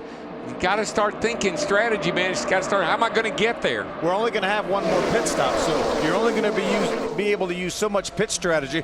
You're only going to be able to gain so many spots. Yes, you can come and do fuel only because you took tires last time, but there's no guarantee that you're going to beat a bunch of people out of the pits. You're going to have to make something happen. I'm not so sure if I had a caution or 2 or 3 laps in here that I'd even come to pit road. It's a long way, but I think you might be able to stretch it if you had to.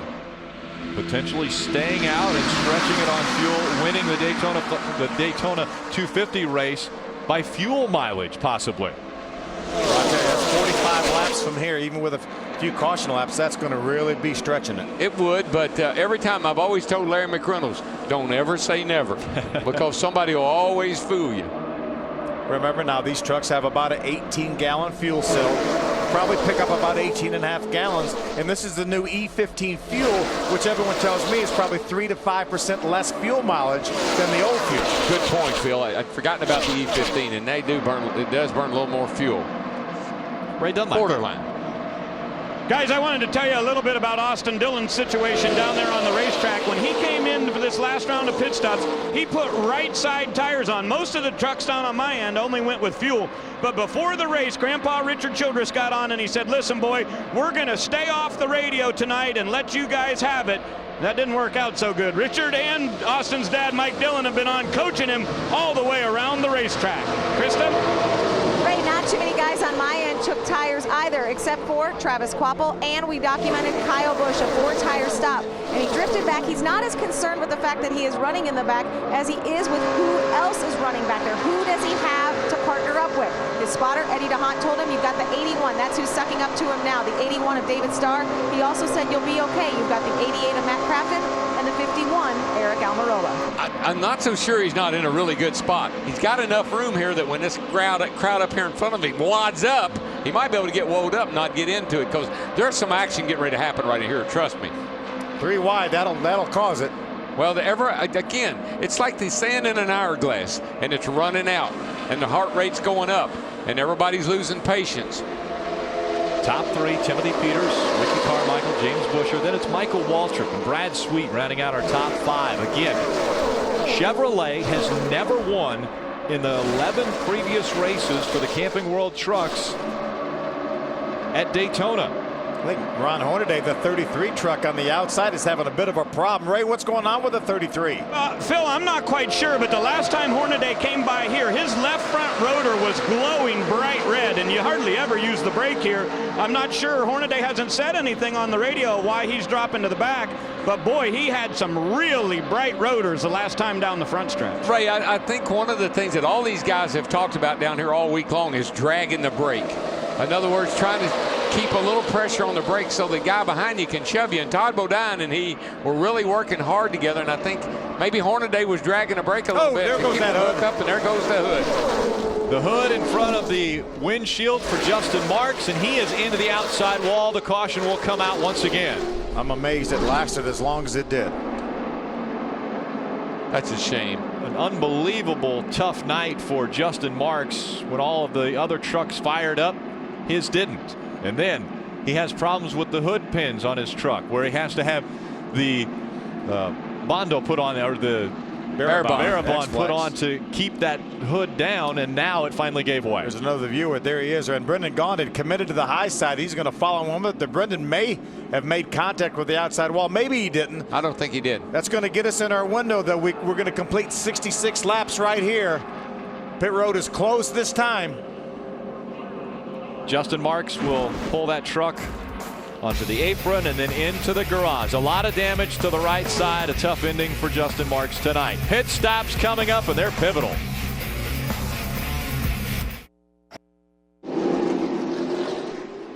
Coming on to pit road. This will be the final stop of the race, more than likely. Krista. You see Michael Waltrip coming in the bottom of your screen. Fuel only, the call for Michael Waltrip. Hermie?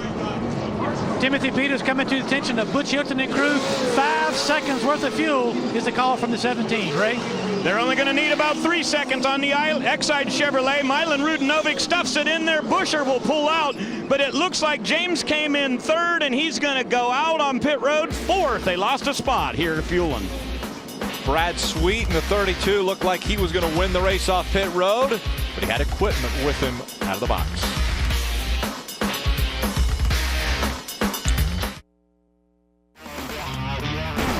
It's time for our Just for Men Live Forward. And we want to take a look at our next race, Phoenix International Raceway, the Lucas Oil 150. As you can see, the 2000 winner was Clint Boyer. That's 3 in a row for KHI at Phoenix, going for 4. Just for Men hair color, Live Forward. Moving forward, in front of this field, the 92 of Clay Rogers, Ricky Carmichael in the 4. Back underway at Daytona. Ricky's not going to have room, Rick, to get in there this time. Couldn't find that hole this time, but I think with Dylan pushing him, I'm not so sure they might be able to get past the 92 there of Rogers. Remember the initial start, James Buscher went from the outside and took the lead. He's got to make sure that the guy pushing him behind can clear. Otherwise, Dan, look at this. Here they go. They all 3 trucks jumped down to the bottom line. As soon as they got a little gap on that 92, they went to the bottom. We got action picking up here, boys. Here's the 3 wide racing we were talking about. 3 wide as they're working through 3 and 4. Brendan Gaughan shoved out to the outside by that 50 of TJ Bell. Well, this is your best bet right here. You got to make some moves right now because this is the best shot you got at getting by people. Little momentum now on the outside. Elliott Sadler leading that outside group. Pulls up beside Austin Dillon. Here comes Elliott Sadler battling for the lead. So that's what I tell you. You never know what these guys back in there are holding until it comes time. Clear. He's clear. His help is not right now. Elliott Sadler decides not to duck down to the bottom line. Where does outside line come from, DW? Well, you got some good trucks out there. The 31, we know he's fast. There's Michael. You got some guys out there that know what they're doing. And so now TJ Bell gets hung out on the outside. He's got a good pusher though in Todd Bodine. Ron Hornaday, the 33 right behind him. 93 of course. Oh, they're getting tight there. Oh baby. Oh baby. Trying to do the side draft now as they close in on that inside line. I think they lost the momentum. I think that's it for the outside line. Elliott Sadler out in front of this field now. James Buscher pushing right behind him, and 2-time Daytona 500 winner Michael Waltrip running third. Michael just keeps inching a little closer to the front all the time. How soon will the strategy between spotters start playing into this? Will you go if I go? Oh, they're up there making deals right now, buddy, and they're talking to each other. What are you going to do? Really, the first question is, what are you going to do? What are you going to do, and when do you want to do it? As we have just 29 laps of racing remaining. Oh, yeah, we got to run another 10 or so laps off here before we really get too crazy. I don't think James Buscher right now running second, even if he has Michael lined up with him to go. I don't think they can take a chance of pulling out a line, because if they don't make it, they're going to go backwards. I tell you, Todd Bodine is wearing the side out of everybody he gets alongside of. He just keeps diving down on the inside or next to the truck on the inside, trying to get a little side draft off of him. See that how he's doing? He's forcing guys over. He's trying to force them over enough to get in line. Chris Devoto. Want to update you on Kyle Busch. We haven't seen a lot of 4-tire changes, definitely not 2 stops in a row, but Kyle felt like one of his tires was out of balance, so they had to come back in for 4 tires on that last stop. So now he's trying to get ahead of steam from teammates Johnny Sauter and Matt Crafton. They just came on the radio and said, where's Almirola? I need a Toyota. I don't care if he wants to push or if he wants me to push him. Ray? Jeff Dickerson is the spotter for James Buscher in that number 31 Exide machine, and they have been communicating back and forth with the 15.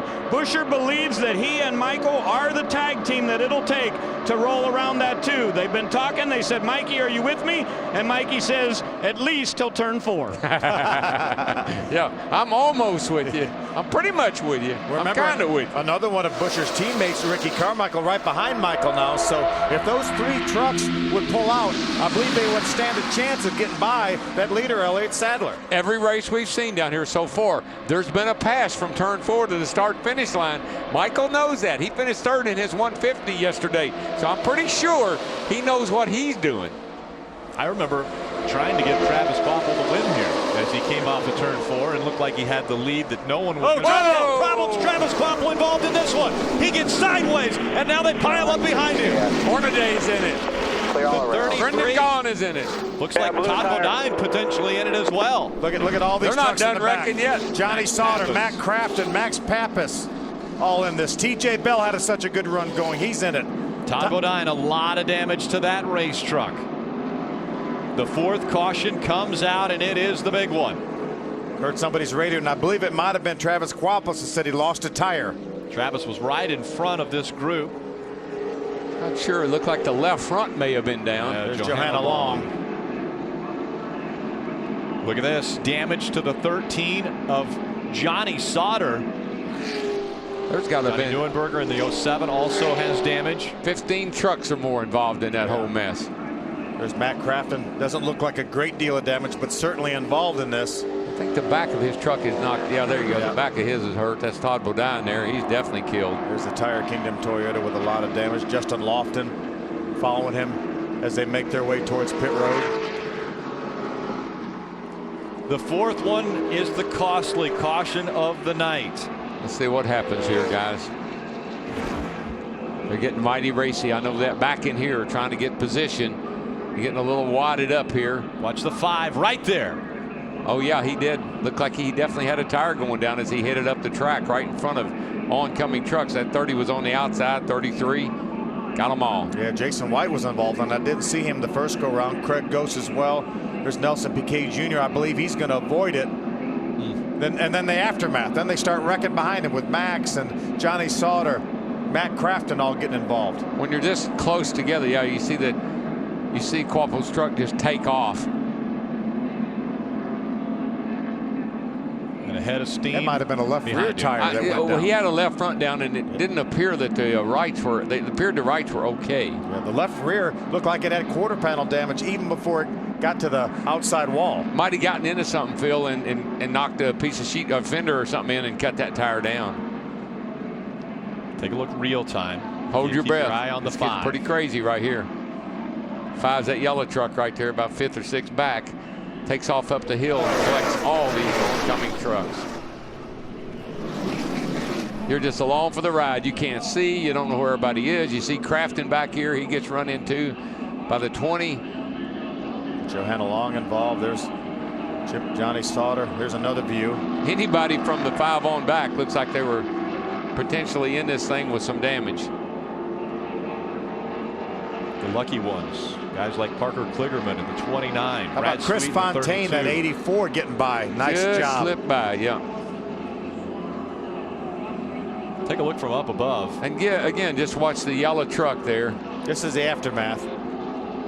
Everything happening in front of them. They're checking up. Oh my gosh. Donnie Neuenberger got in the back of Johanna Long, pushed her into the 88 of Matt Crafton. That's what caught all these other trucks in this. There's Max Pappas. He obviously got involved as well. And these guys back here they would have missed that wreck if it weren't for Neuenberger in the 07. He just pushed them. He came in there wide open. And just about got all the way to the 18 of Kyle Busch. Well, that's definitely going to change the complexion of this race. Oh yeah, now we may see 2 lines because they're going to be a lot shorter than they were. Sledgehammers coming out. He needs a bigger hammer. Oh yeah, he's going to have to get up on there and jump up and down. There you go, get up on that thing. Travis Quapple, tire problems send him sideways, and then they pile up behind him. Not only the first pack, but the second pack involved as well. Numerous trucks, but now Elliott Sadler in the driver's seat. Welcome back. Next Era Energy Resources 250, presented on speed by Goodyear. Under our 4th caution, and it was the big one. 13 trucks involved in this incident. You're going to see right up here, Travis Quapple. He's going to have trouble. All of a sudden, he goes down into turn 3. He actually had his hand out the window. He was trying to motion. He was actually trying to tell him, but he goes up right in front of these outside trucks that are in the outside line. Todd Bodine being one of them. There's Brendan Gaughan. But what's amazing to me, Donnie Neuenberg back here in the 07. Let's watch this one more time. Here we go. Goes up, and of course you can see this outside line. They got nowhere to go. Right there has absolutely nowhere to go. None of these guys have anywhere to go. Some guys, watch the 93 of Colwitt, the 84 get by. Good job. Nice job by both of those drivers. Now watch, here's Donnie Neuenberg back here in the 07. These cats up here, all these guys are already slowing down. They see what's happened. They got it made. Donnie Neuenberg, he could not have had any brakes. Look, he hits that one. He hits that one. He just keeps pushing these guys. It looked like a train derailing there. Yeah, I don't know what happened to him. He just kept going and going and going. I think Kyle Busch's spotter told him, you better gas it up because there's a train coming behind you that could take you out. So he got lucky, wasn't involved, and still has a truck that doesn't have a scratch on it. Great crowd on hand to watch the final 22 laps from Daytona.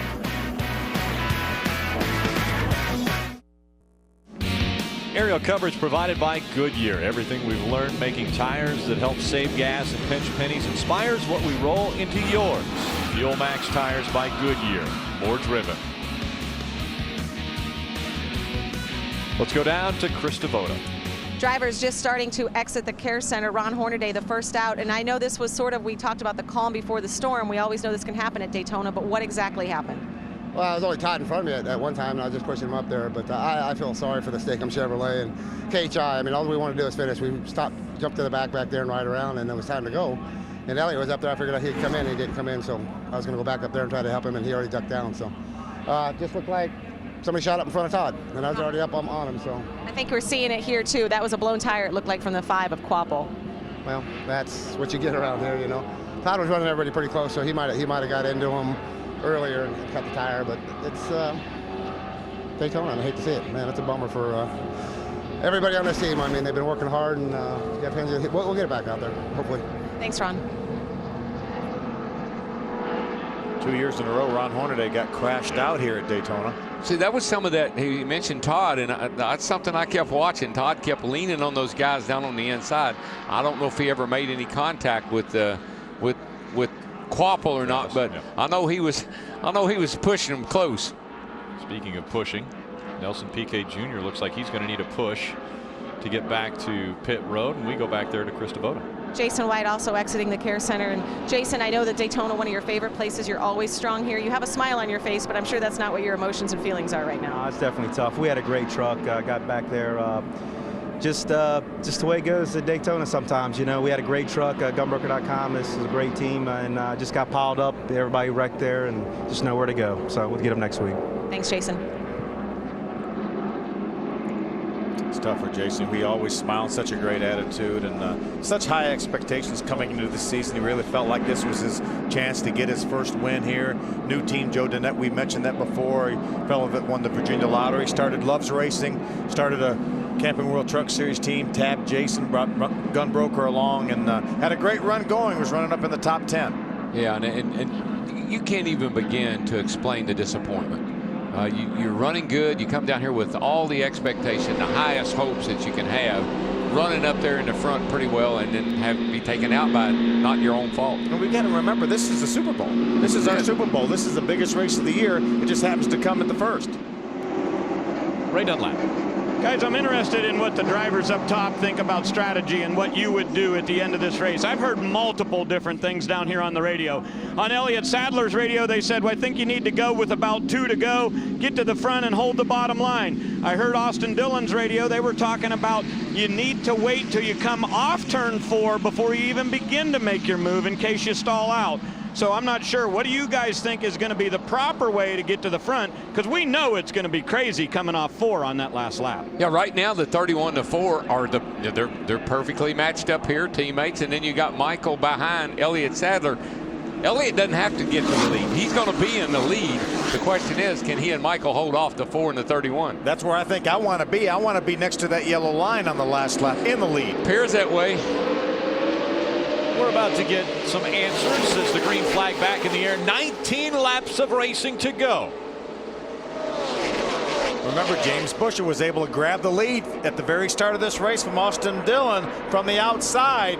Not going to work this time as Elliott Sadler got a great restart. Michael Waltrip tucked in behind him in the 15. Busher on the outside in that 31, and right behind him his teammate in the 4, Ricky Carmichael. You got two guys leading the race here right now, Elliott Sadler and Michael Waltrip. They know this joint. They know how to get around here. They're going to be mighty hard to shake out of the lead, even though the 31 and the 4 have fast trucks. That outside just is not going to get it done. Michael's won 2 Daytona 500s. Elliott Sadler's finished second in the Daytona 500. They know what they're doing in this racetrack. Elliott Sadler was within just a few hundred feet of winning here in 09, and it started raining. That's not going to happen tonight, by the way, folks. No. We have a beautiful full moon. No precipitation anticipated for the finish of this one. 18 laps remaining. Again, out front, Elliott Sadler, Michael Waltrip from second, Austin Dillon, James Busher, Timothy Peters, your top 5. That outside line is holding its own better this time than any other time, but those are some fast trucks in both lanes, and if outside looks like it's getting there, but they can't quite make it. Looks like it's separated. They have a hard time making a move. You see that 18, the yellow truck on the high side of this racetrack. Kyle Busch trying to make a move. Look who he's got behind him. He's got that 51. He was calling for him. He said, I don't care if he pushes me or I push him. Find him for me. They're going to shuck Jeffrey Aronat out. Jeffrey's doing a nice job here, but he's going to lose the entire draft here and get behind the very back. These two trucks, the 18 and the 51, have worked together before on super speedways. Kyle Busch even said last year, I'm going to push Eric Almirola to the win until the very last moment, and then he ended up passing him and winning at Talladega. They worked a little too close together in our opening practice, taking each other out, or actually taking Almirola out, and I love what Kyle and his group said. We will help him fix his truck, because I felt like it was my fault. How about Matt Crafton made a run up through the middle, got by Kyle Busch and Eric Almirola. Remember, he was involved in that incident. Yeah, looks like it hasn't hurt his truck too much. For whatever reason, that 18 truck doesn't have a lot of speed in it. He just problems. Here we go. Got the 77 around. The 81 of David Starr also goes around. Hold the brake. Justin Lofton in the 77. Now we're seeing David Starr and that 81 go backwards. Also saw the 10 of Jennifer Jo Cobb make the hard left turn and go down pit road, going quite a bit faster than pit road speed.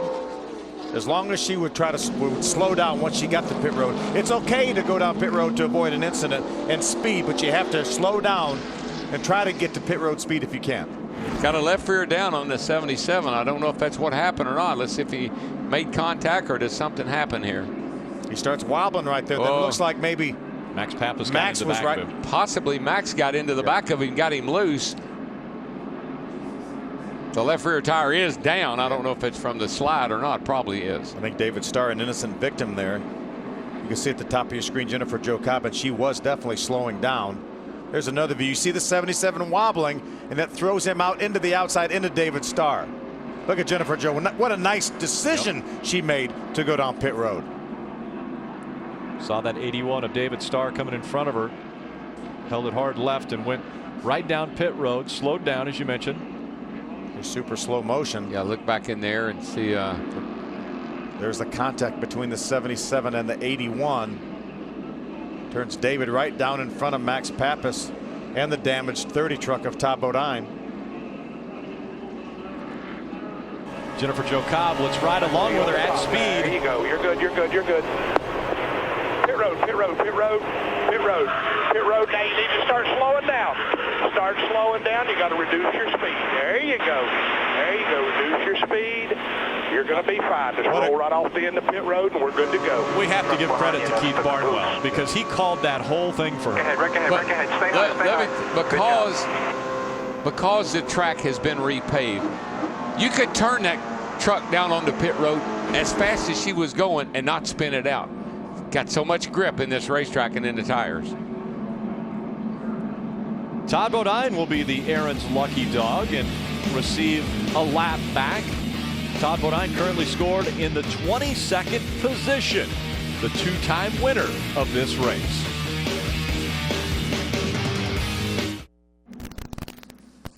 Welcome back. Next Era Energy Resources 250 presented on Speed by Goodyear under our 5th caution. Tonight, this time it was just a few trucks that were involved.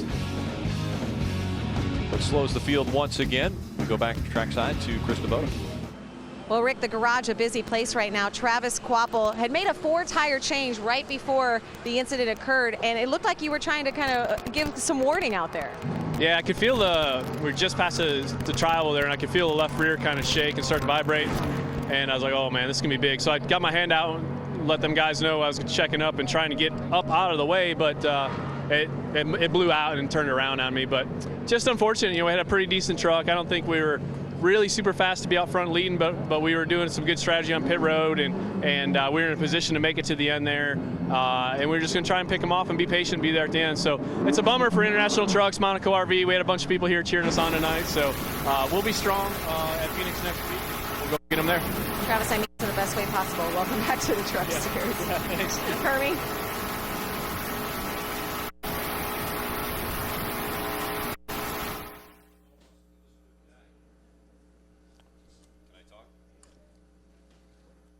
Hermie.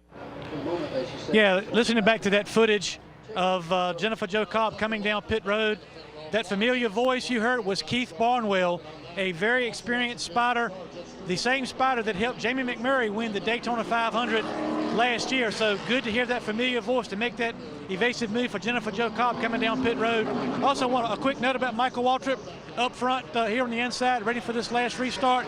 He made a comment that, not sure why, but his truck really pulls better with Chevrolets, and he's got a few of them around him there, but we'll see if his Toyota needs to hook up with a Chevrolet to get to victory lane. Ray?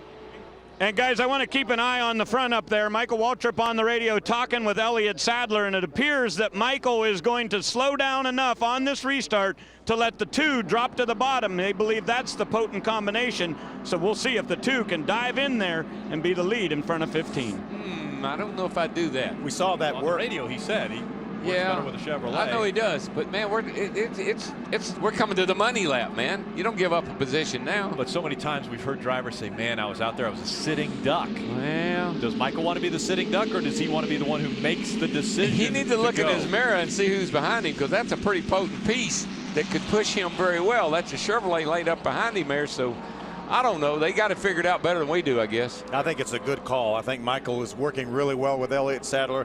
A lot of experience from both of those drivers. I think they'd like to settle amongst themselves a little bit later on here. Elliott Sadler is leading this race. He had the choice of the inside or outside line. He chooses the outside line as they come through the tri-oval. Green flag back in the air. Down to the bottom of the racetrack goes Elliott Sadler, just as it was planned. But take a look on the outside. The 17 of Timothy Peters getting a push from the 31 of James Busher. That 31 and the 4, they're strong. It's just hard to make it's hard to make a run on that outside once the inside line gets up a little head of steam. Michael right up against the 2 truck of Elliott Sadler. Watch him drive away now. Yep. To the outside. How about Matt Crafton in the 88? As Eric Almirola pushing him on the outside. They're making a move. Now that, I'm sure the bumpers don't line up, because the 88 bumper got shoved way up in that most recent crash. They might line up better because it's gone. So he may have done everything to lose, that's for sure. They're losing ground now, though. Almirola jumped out from behind him, and that will make that 88 drop to the back of the line. Timothy Peters got caught in the middle in that K&N 17 truck. Now he's going to pull in behind Carmichael. Lost a bunch of positions. Bottom. Look at all the momentum. Keep rolling here. Nothing you can do, man. They just that outside just does not have it tonight. There's the missing bumper of the 88 of Matt Crafton. That's a good thing. It lets all that air that traps up under those trucks, lets it all come out the back. How about Jeffrey Earnhardt? Absolutely. What a great job he's done in the Fuel Doctor Chevrolet. Right now running up on the lead lap. This time by, it will be the final 10 laps from the season opener from Daytona International Speedway. And look at the 31 and the 4. They just continue to go to the back. Led the first 55 laps of this race. Now he's going to have a little bit of momentum, but We haven't seen it from the outside. We haven't seen them gain that many positions. Checking up that inside line. The outside line's able to make a little bit of a move. It's like a yo-yo on the outside. You go up, you go down, you go back. How about Cole Witt right now running in the 5th spot? Did not qualify with his Turn 1 motorsports team. Jumped in Shane Sieg's number 93 truck. Right now running up in the top 5 after starting at the very back. Well, remember, in his other truck, his Red Bull truck, he was the fastest truck in practice. Of course, he was drafting, but he had a fast truck, and apparently he can get around here pretty good. Kyle Busch came up fast on Chris Fontaine in that 84, and now he has to check up as those two are trying to work through the middle, and we see James Buescher falling further back. Yeah, it's hopeless when you get out there like that, and it's this late in the race, and they're running off and leaving you. Justin Lofton on the high side of the racetrack trying to stay out of the way as the field makes its way by him. That was a good move. Staying high, just hold your line. That's all you need to do. Just don't move. We'll get by you. Inside of 9 laps remaining. The field making their way into 3 and 4. Elliott Sadler next time by will have just 8 laps to go to hold off Michael Waltrip, Austin Dillon, the 29 of Parker Kligerman. I think Michael's going to be satisfied just to sit right there till the very last lap. Will he wait till the backstretch on the last lap or coming off forward, DW? I think he and the 3 truck are trying to figure out what they're going to do, if they're going to do something. That inside line hugging the yellow line. Remember, that's a Chevrolet in the lead with Elliott Sadler. That's KHI truck. Michael's a Toyota, and the 3 truck is an RCR Chevrolet. But remember, same engines, ECR engines for both those teams. You think if Michael pulls out, the 3's going to let him go and jump in with the 2? That's what I think. I think that's the whole key to this deal here. Is the 3 going to go with Michael if he decides to go? But Phil, there is some irony in this whole setup. There's Michael in the 15. You got Dillon in the 3. It's February the 18th. Oh, yes. Yep. 10 years ago. 10 years ago today. The 84 of Chris Fontaine right in front of the 18 of Kyle Busch. Looks like a little steam maybe coming out of the 18 of Kyle Busch. How about Todd Bodine with all the damage to his truck? He got the lucky dog just a few moments ago, and right now being shown up in the top 10. That's what would make you mad. If you're sitting out there and you haven't been any wreck, you hadn't had any trouble, and people that look like this cat right here go driving by you. That will make you a little... outside line work, guys. Here comes Chris Fontaine with Kyle Busch behind him. The outside line is working. Stay on the brakes. Let off the brakes. Where did he come from? Remember, Chris Fontaine had such a great run at Talladega, ran out of fuel. Right now, Kyle Busch may not even know who Chris Fontaine is, and right now they're acting like teammates. Well, you know what? There's always a surprise when you come to Daytona. In every race, there's somebody that shows up that you just don't expect. And right now, he happens to be driving truck number 84. One of the things, and we only have 6 laps, less than 6 laps to go. I'm seeing steam come out of the 18 of Kyle Busch. He is tucked in behind that 84. Krista? Kyle hasn't said anything about a potential overheating problem, but he does know who Chris Fontaine is. He knew he was going to match up with him in these closing laps once the field shuffled out, where that was his only hope. But he did say he wasn't sure if he trusted him. He wasn't sure if he should be pushing or being up front, because he didn't know how the spotters would work.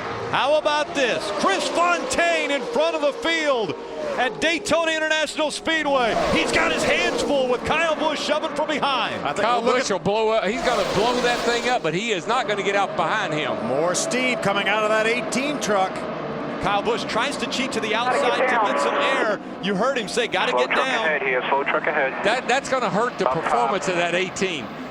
When that thing gets so hot and it finally loses enough water, it'll hurt the performance of it. It'll start to detonate. So give me some air, and you still see the steam rolling out at the base of the windshield of the 18 of Kyle Busch. Is he going to get shuffled out of the way? Here comes the 31 of James Buescher up the middle. I don't know if there's any room, but there trouble. They go. Problems as they go through the triangle. Austin Dillon is caught up in it. The 31 of Buescher's caught up in it. That's the rest of the field. They're all in it. They're all in it. There's only 2 guys left running.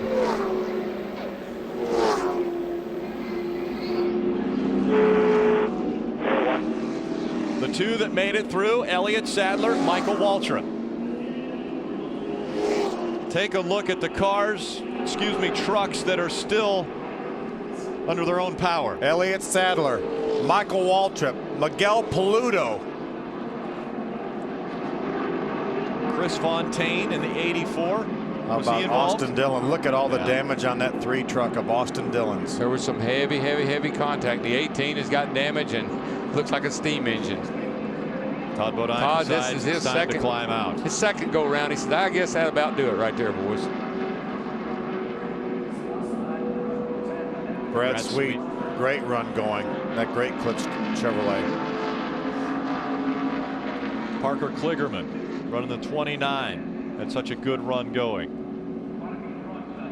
There's the 84 of Chris Fontaine. I was wondering if he was able to get through. He was not. What a great job, Chris Fontaine. Kyle Busch almost pushed him to the lead. Timothy Peters, he was the 4th truck in line. There's Ricky Carmichael. You see the damage on Ricky Carmichael's truck. You know, I believe if the 18 hadn't gotten hot and started blowing Speaking steam of getting out. hot, Jennifer Jo Cobb pulls up next to Kyle Busch and voices her displeasure. Not sure. I'd have to see all the replays to see what that's all about.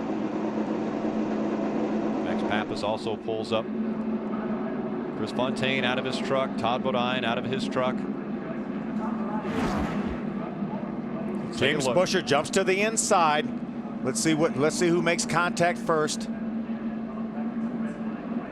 James Buescher's good. They just start bouncing around back in there. It was really Brad Sweet in the 32 truck. Maybe the 32 got hooked by the 51 truck. Red flag is out. That's kind of what it looked like. They just started moving around. They were wobbling as they were going down toward turn 1 there. Truck gets really free coming through the tri-oval here, especially when you get them 3 wide like that. It was 3 wide in front of where the truck that got a little bit. Here's another look now. Watch. A little bit sideways. Watch watch behind the blue truck. That's the 32 behind the blue truck. Looks like he may have got pushed from behind, and that got him into the truck on the inside. I believe that. Is that Eric Almirola, maybe the 51 truck? That black truck has and the Almirola. Parker Kligerman. Yeah, Almirola got it going. I think he got in the back of Brad Sweet, possibly. Yeah. And then turned him sideways. And buddy, when he did. There's another view. Watch behind the blue truck now. Watch behind the blue truck. He'll catch the 29 of Parker Kligerman. I don't think the 51 was into the back of him, DW. It almost looked like the 32 and the 18 made some contact. Blocks the track and nobody had anywhere to go. Ricky Carmichael did a nice job going down through the grass to avoid that. About a $500,000 junkyard right there. We just keep looking at this. We'll figure it out. The 31 is going to squeeze in right here, and this is what starts to create the commotion. Looking. Yep, here we're gonna. You see Buescher start wobbling there a little bit. Little bit of movement. What's then maybe the 93 of Cole Witt may have got into Brad Sweet possibly, right into his left rear corner. How about Miguel Paludo, that white truck, avoiding that's going to end up in the 3rd spot when they get to turn 1. But Phil, you know, when they start moving around like that, all that movement, you really don't have control of your truck. You talked about at the very opening of the show. You run just as fast on that portion of the racetrack. It's only banked 18 degrees. The things really get free and light coming through there. 3 wide here. Looking to make it 3 wide. Hold your line up top. Wrecking. Yeah, that lick. Whoever was under the 31 got into the 31, and I think may have started that. And we think it may have been Cole Witt.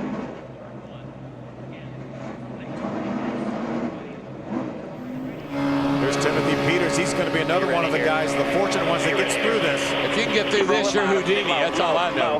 Look at this. How are you going to get through here? How are you going to get through here? Unbelievable. Unbelievable. All right, let's look at this real close now. These guys right here, and maybe this is where it came from. 2 black trucks down on the inside. Now let's see where they go. 31. He squeezes the 29 down a little bit. There's the 32. He starts wiggling. He started wiggling. The 51 of Almirola did not get in the back of that 32. He just got a little bit loose, like you talked about, turned sideways and got into the truck on the inside. Clipped him and turned him right into the 31. Get enough looks at this thing, we'll figure it all out eventually. Oh my, look at that at real time. That was a hard hit by Parker Kligerman. And I'm not sure, Phil, but down in there may not be any safer barrier. I think that's right in a part of the racetrack where they don't have safer barrier. Just before it starts back for the corner. Yeah, they had just gone through the There's trial. the start-finish line right there. Just past that. No, there was some safer barrier there. They caught some of it right at the end of the safer barrier. You can see, if you look on the outside, you'll see those blocks of styrofoam. Yep. Yeah, right. He caught it right on the end. Piece of sheet metal flying through the air and flying everywhere. Thank goodness that it landed in the infield. What an amazing job, though, by Miguel Paludo to avoid this, as well as Timothy Peters. And those essentially were the only 4 trucks to emerge unscathed. You see the damage to a lot of the trucks that are stopped here because we're under a red flag condition. Can you believe the way the seas parted for that 17, though? I mean, how could he get through that whole mess? He drove through the whole thing and didn't hit anybody. A lot of damaged race trucks. I mean, I don't trust if I shut it off, it'll fire back up. Kyle Busch saying I don't want to shut it off.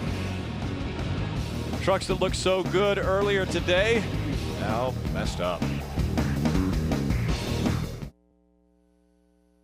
Dale had a charm that he could turn on and off. And he had a real gruffness and standoffishness. He could really reach both ends of the spectrum, you know, and switch it on and off within a minute if he wanted to. A lot of times he'd be just fooling with you, but you really wouldn't know until you saw that crooked smile, you know, from underneath the mustache, and you knew he was just playing with you.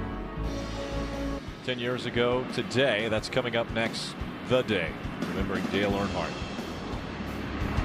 An absolute riveting piece. I mean, it's the people that were just pouring their hearts out about how that affected them that day. Well, I think that day changed our sport immensely, and in so many ways. And obviously the huge loss of Dale Sr., but so many things have transpired since then. We just talk about the safer barrier that time that Parker Kligerman ran into. You know, that came after Dale Sr. and the seat technology and the headrest and basically the Sprint Cup car all came out of that, and just an amazing human being and so you know, larger than life. Yes. And so we're under a red flag condition with just a few laps remaining here at Daytona International Speedway, and one of the drivers involved in this incident, Brad Sweet, is with Chris Devoda. That's right, Rick. We knew that the real estate would get a lot smaller as the laps got smaller. Is that what happened out there? Can you walk us through your incident? Yeah, you know, the outside line got going there, and you know, we're getting down to crunch time, and I went with my teammate. He tried to hang Kyle out to dry there, and you know, we were kind of hung in the middle. I honestly don't know what happened. I'm kind of watching the replay right now, but you know, I went with James in the middle there, and I felt like someone just maybe got my right rear corner, left rear corner or something, and you know, went spinning up in the wall. But you know, hats off to our guys. You know, Turner Motorsports, we ran up front all race. You know, our trucks were super fast. Great Clip Chevy was just amazingly fast there, and I think we would have had something for them at the end, but you know, we're on the hook, and you know, we'll get them next week. Thanks, Brad.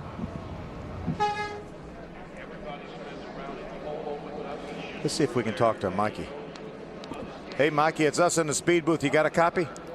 Yeah, Phil, I got you. Well, I've been going crazy down here. Why didn't y'all call earlier? Well, you know, when a caution comes out, we have to do commercials and stuff like that. We wanted to talk to you. We just haven't had time. But did you catch a glimpse of that in your mirror? Yeah. Oh, yeah. Kyle Busch is an amazing race car driver, man. He's the only one that could have got those guys there.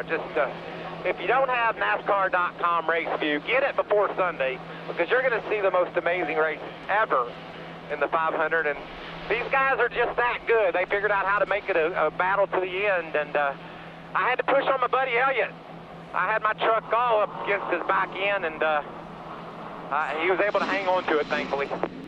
Mikey, there aren't many of you guys left standing. I mean, you and Elliott got through there, and then Timothy Peters and Miguel Paludo. What is getting down to crunch time here? You won't have but 2 or 3 laps to go. How are you going to beat that 2 truck? Well, we've been talking about that. I still believe the best way for me to try to win is to let him start on the outside and get in front of me. That way I know I'm right on him. If I can get the right push from the truck behind me, the 7, then we can make a run on him. So it's risky, but Elliott's faster than me. He's got more speed, and I'm afraid that if I get beside him, I won't have a chance to win.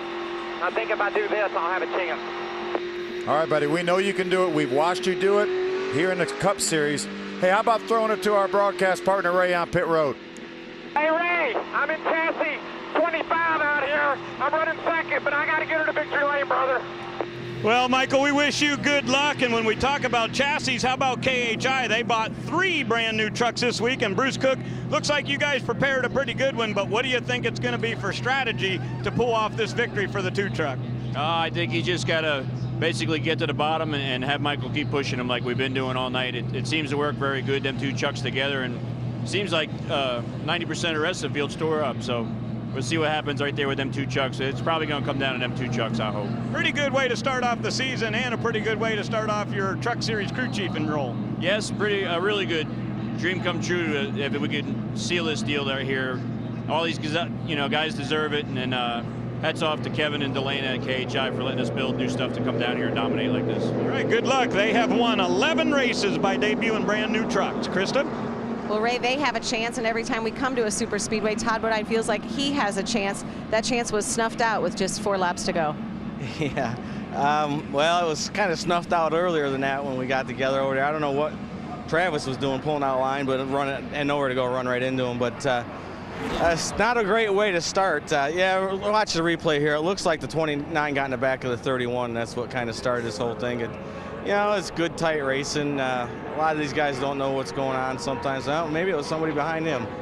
Anyway, it was a big mess. It's not a great way to start this relationship with Tire Kingdom and Service Center and Valvoline.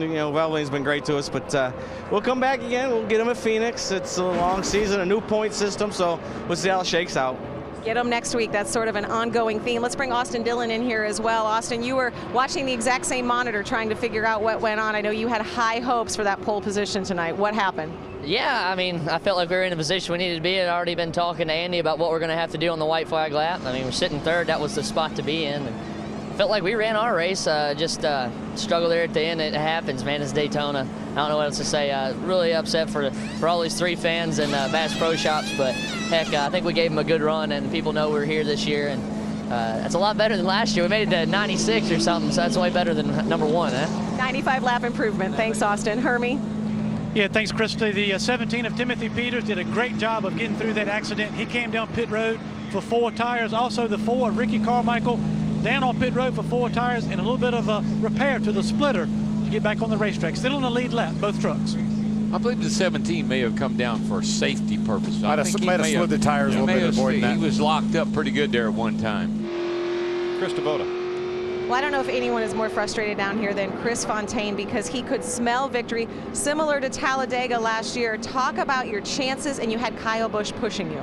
Yeah, in practice we talked about it if we could get hooked up. That was the plan, and I didn't really think we could make up that much ground on the outside. Nobody else was really able to make it work. But my spotter was telling me what to do, and Kyle was pushing me.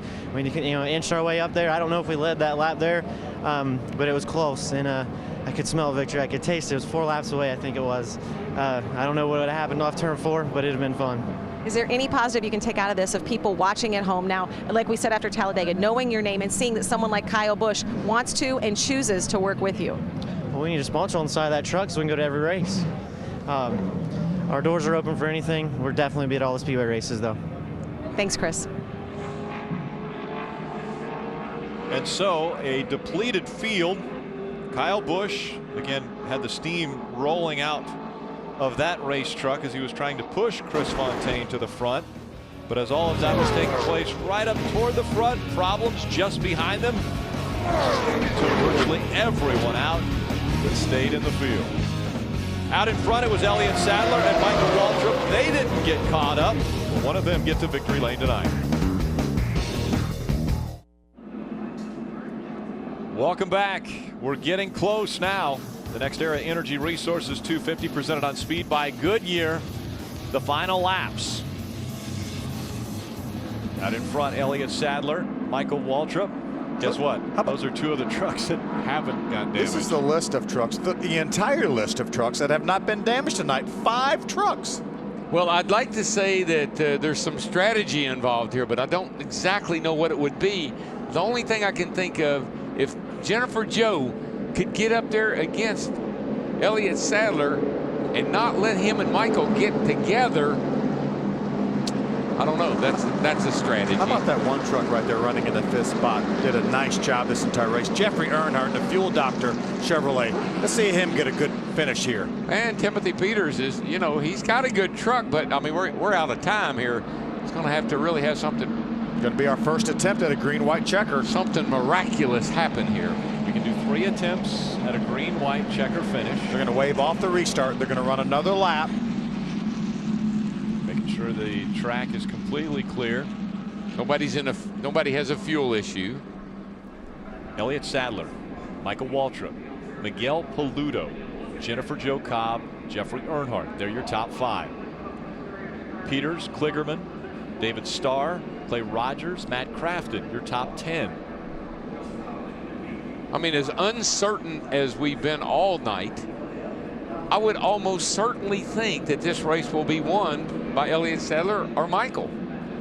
I mean, they're the 2 best trucks left running. And you're certain about that? Well, I say. As uncertain as we've been? I'll give you a definite maybe on that. Well, I tell you what, this is a good time to talk about the Ram guts and glory of this race. Who has the guts and or the glory? How about Miguel Paludo right there? Going to avoid this incident. Trucks crashing all around him. 7 and 17. Able to avoid the guts. But will they be able to get to the glory? Look at that. Just come out of nowhere. Trucks everywhere, and you come out of it unscathed.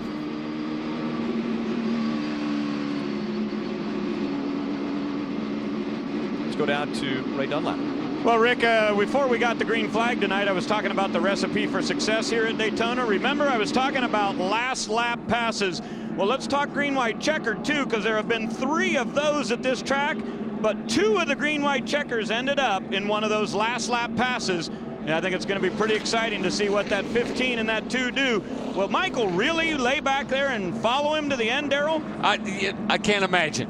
I can't imagine that Michael is going to back up here and let Elliott in front of him. But Michael thinks, based on what we've seen down here, that being in 2nd place coming off turn 4 is a winning move. We'll see.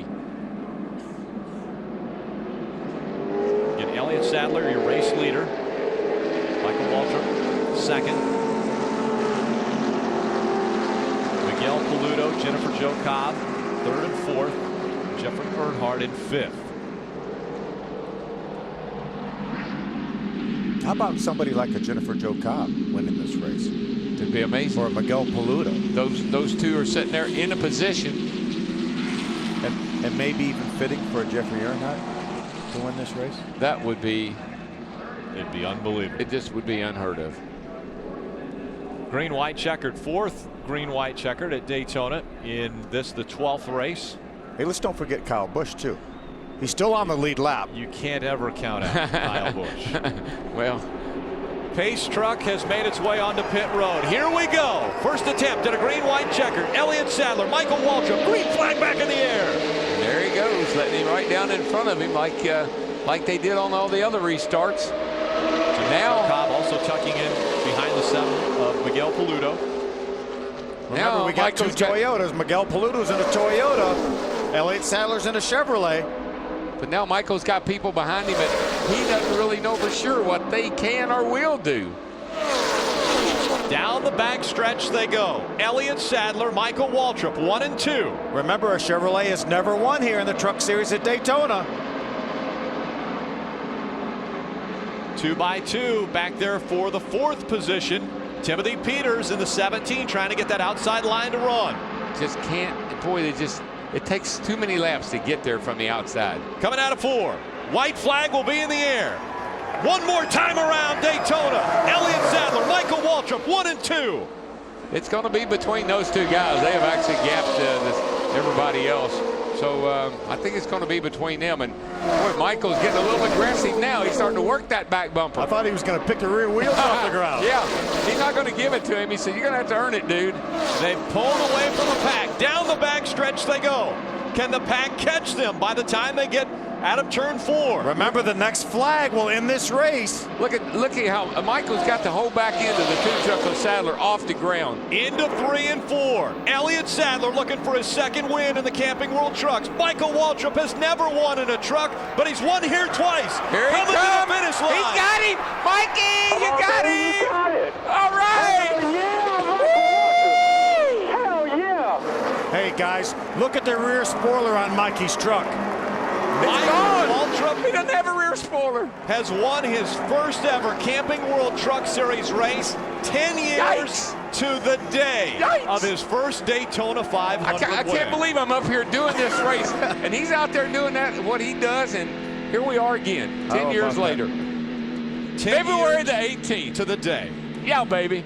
Remember now, there's a minimum angle that spoiler has to maintain. I think we might have a problem. Might have a bit of a problem maintaining that angle.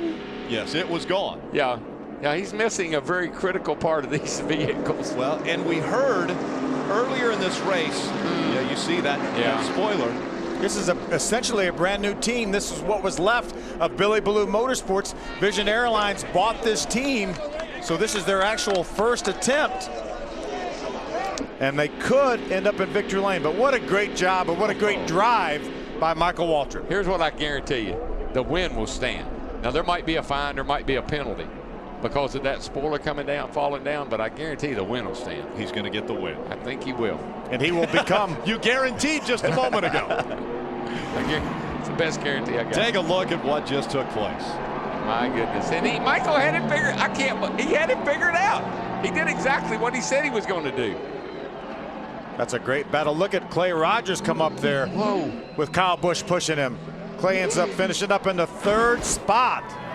Michael Waltrip wants to grab the checkered flag. Once again, he will go to victory lane at Daytona International Speedway. 2 times the Daytona 500 winner.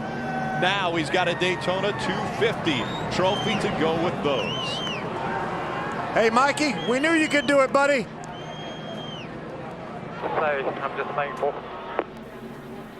What does it mean, Mikey, 10 days after that Daytona 500 win, 10 years after that Daytona 500 win? I don't know, Phil. I don't know. I just am so thankful for Dale. My brother knows. My brother knows. Let him tell you. Let me tell you, brother, that was amazing. That strategy you had, I said, I don't know if that's going to work or not. You are the man. God love you, man. Congratulations, and what a great time to do it. Good job, buddy. Good job. I'm proud of you. Proud of you, Mikey. Good job, Mikey. An emotional win. Not only Michael, but obviously brother Darrell. I don't know what to say. That is unbelievable that he could do that. Let's go down to Hermie Sadler. Yeah, catching up with Elliott Sadler. I know you're disappointed with the 2nd place finish, but you guys were in position to get it done. Go take us through that last lap one more time. Yeah, Michael and I worked really good together the whole race. We got to the end, and we started a tandem, and I knew when I come off 4, it was going to be hard to block him, and I was trying to block him high, but I didn't want him to get under me. I felt like I had a better chance to keep pushing him high, but he made a great move. But can't thank Kevin and Delana enough giving me a great truck tonight. One main financial. Started off the good season with a 2nd place finish, led some laps, but wish for him victory lane, but we got another chance tomorrow. It's Elliott Sadler. He finished 2nd. You see the 15, Michael Waltrip battling through the tri-oval with the checkered flag in the air and about a half a truck lead over Elliott Sadler when they cross the stripe. You know, Mikey's been up in the booth with us for several years now, and we know how much he enjoys broadcasting this series, but we know he's always been itching to get out there because, you know, this is one of the things on his resume. He never won a truck race. He hasn't had that many starts, but he hasn't got to victory lane. We always talk about the guys that have won in all 3 divisions. He's joined them. Well, you know what? He's done something I haven't done. I never won a truck race either. And so that's a great accomplishment on his part. Quite a fraternity. There's only been 22 drivers that have ever won in all 3 series. Michael Waltrip, the 22nd, to add his name to that list. Little daughter Macy there. Let's go to victory lane. Chris Devoda.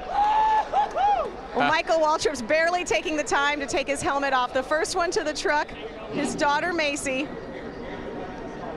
She's helping him get out of the car.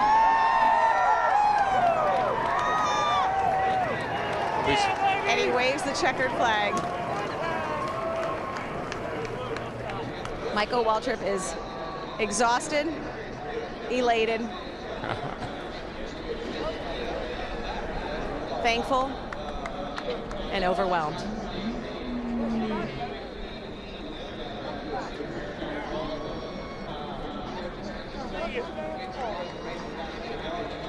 As we slide into step and talk with Michael Waltrip. Michael, I know you dream big. You've dreamt of a truck win. If you could have scripted it, would have ever been at Daytona in the 15, 10 years to the day. No, I'm just so thankful. I want to thank the fans, man. They keep us going, and they've just been so good to us. Camping World, this whole truck series, I've been an admirer of it from the speed booth. Krista, I'm just so happy Macy's here. I love her so much. It's just very emotional, and I didn't know I could push Elliott all the way around there, and I was able to do it. I didn't know I could do that, and I wouldn't have known if it weren't for Kyle Busch. That's how good he is. He taught me how to win a race. I'm just, God bless Dale, you know, and his family and his fans.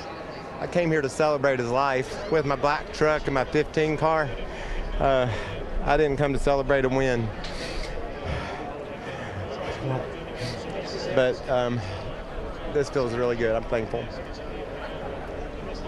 Can you describe to the move? You said you were going to do it exactly the way you did. At what point did you know inside that race truck, I did it again? When I pulled out, I still didn't know because I didn't know how much my truck would bog down. I didn't know if maybe Elliott could tick back inside of me. I didn't know until I saw the checkered, and I'm just so thankful. I mean, I don't even know those guys. Hi, y'all. I mean, I know Tom and Doug. The thing is, they know you, Michael. They wanted me to drive their truck. And Jerry wants me to drive his car tomorrow, and Bobby Kennedy and those guys at MWR want me to drive on Sunday. And it wouldn't be possible if it weren't for this guy. MWR was up a creek, and Rob showed up with a paddle. And now we got our feet under us, and maybe we could do this on Sunday too. Macy, how high were you fist pumping and celebrating when you knew your dad won it? We were in the bus screaming. It was so fun. We were all... Michael Waltrip has always said, if he's in the race, he feels like he has a chance to win it. The 15 is back in victory lane. Michael Waltrip has a chance at the triple. He's won the first one. And what I can't believe, he called it. And I remember what he was telling me Dale told him when he won the first race in 2001. Dale called what was going to happen at the end of the race. Exactly. Michael called this. And what a move. Man, what a move. You know, we've never had a driver. Listen to him now. He's going to pull out here and never check up. Just hold that thing to the mat. We know, DW. Come on, baby, you got it. Hell yeah, Michael Waltrip. Hell yeah. We know he's one of the best that's ever run here. He knows how to work the draft. He knows how to put himself in position. February 18th. You know what I was thinking he was going, I said, I thought maybe Michael said, look, I'm a kind of an interloper here, and Elliott's going to run all the races, and he's going to run for a championship or whatever. And Michael has such a big heart that he might have given that, not necessarily given it to him, but just made Elliott earn it. And so I was thinking Michael's just going to try to run second to Elliott. He likes old Elliott, they're good buddies, but I'll be darned, he had a move planned and he put it on him. Tell you what, Darrell, it was 10 years ago that we heard you call your brother to his first Daytona 500 win, and take a listen.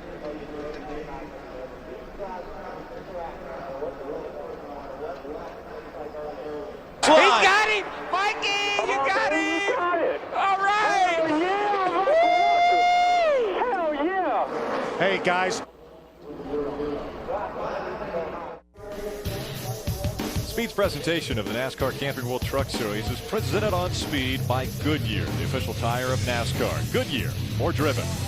Brought to you in part by Camping World and the Good Sam RV Club. Everything for the RV lifestyle, including RVs, accessories, warranties, insurance, roadside assistance, and more. And by CC's Pizza, home of the endless pizza, pasta, salad, and dessert buffet.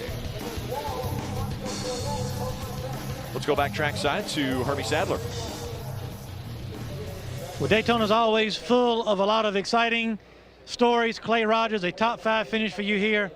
It's got to be a career night for you. It absolutely is, man. I mean, what a last lap that was. And, you know, first of all, I got to thank Kyle for getting behind me there. And they said before the restart that he was going to push me. He pushed me a few years ago at Talladega, and we almost had the same result. But, man, I just wish we'd had somewhere to go with that run sooner. But I can't thank these guys on this team. RBR Motorsports is a small-time team. Come down here and finish third, first time out. You know, people like Action Gator Tire Stores that are local in Florida come on the truck to help us out. Fleet HQ, Goodyear, BTS Tire and Wheel Distributors. And how about that pro motor, man? I mean, can't thank Mark Smith and his guys enough. That's what it's about here, and we were tuned up for qualifying, so we weren't a very good pusher. But if we got somebody behind us, we could rock and roll. And I guess maybe Kyle saw that at some point in the race, and he had some faith in us. And I just got to thank him, man. Unreal. Clay Rogers comes on with third place finish here at Daytona.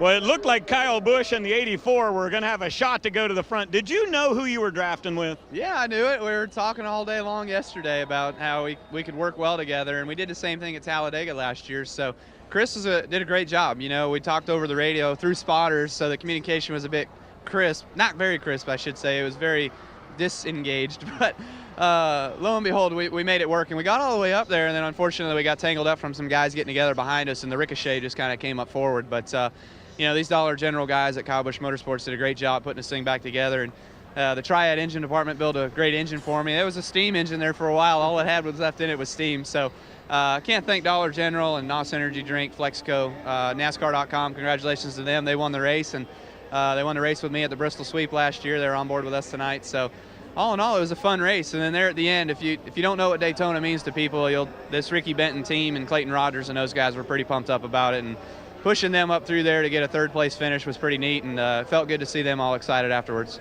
From the back to the front, Kyle Busch ends up with a good run tonight at Daytona. Good enough for a 5th place finish as we look at our Napa race results. Michael Waltrip grabs his first ever Camping World Truck Series win. How about career best for Clay Rogers in 3rd, Miguel Paludo in 4th, Jennifer Jo Cobb, the highest ever finished by a woman in this series, finishes 6th. Jeffrey Earnhardt, his first top 10, finishes 7th. Ricky Carmichael knew he was going to run the entire season, running for a championship, gets a top 10 finish. Timothy Peters, our race winner from a year ago, relegated back to the 11th spot. He came down pit road and put on tires. I think he slid the tires in that wreck, and he had to make a pit stop there late. That hurt him, Timothy. Travis Kvapil finishes 29th in this race and looking so strong early on.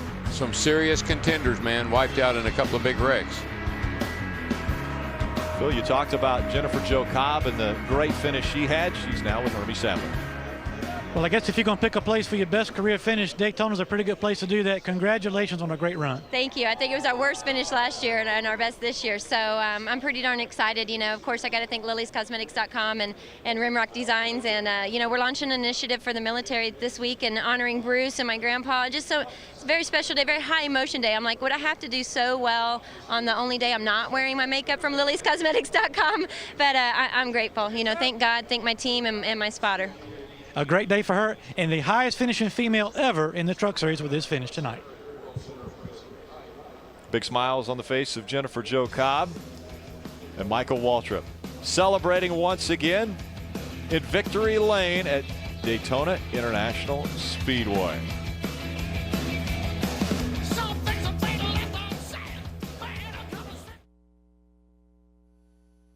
This copyrighted telecast may not be reproduced, retransmitted, or used in any form without the authorized written consent of NASCAR Broadcasting.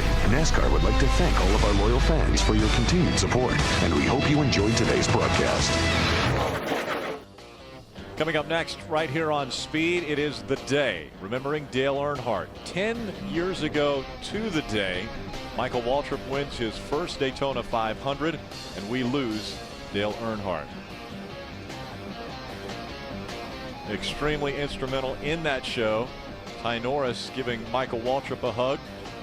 At the time, Ty Norris, manager for Dale Earnhardt, Michael Waltrip, driver for Dale Earnhardt.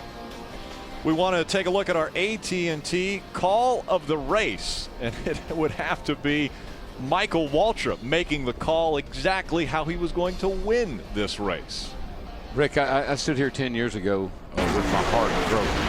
And to the day, in this very spot. And tonight I just stand here and watch my brother do what he can do at Daytona better than anybody I know of.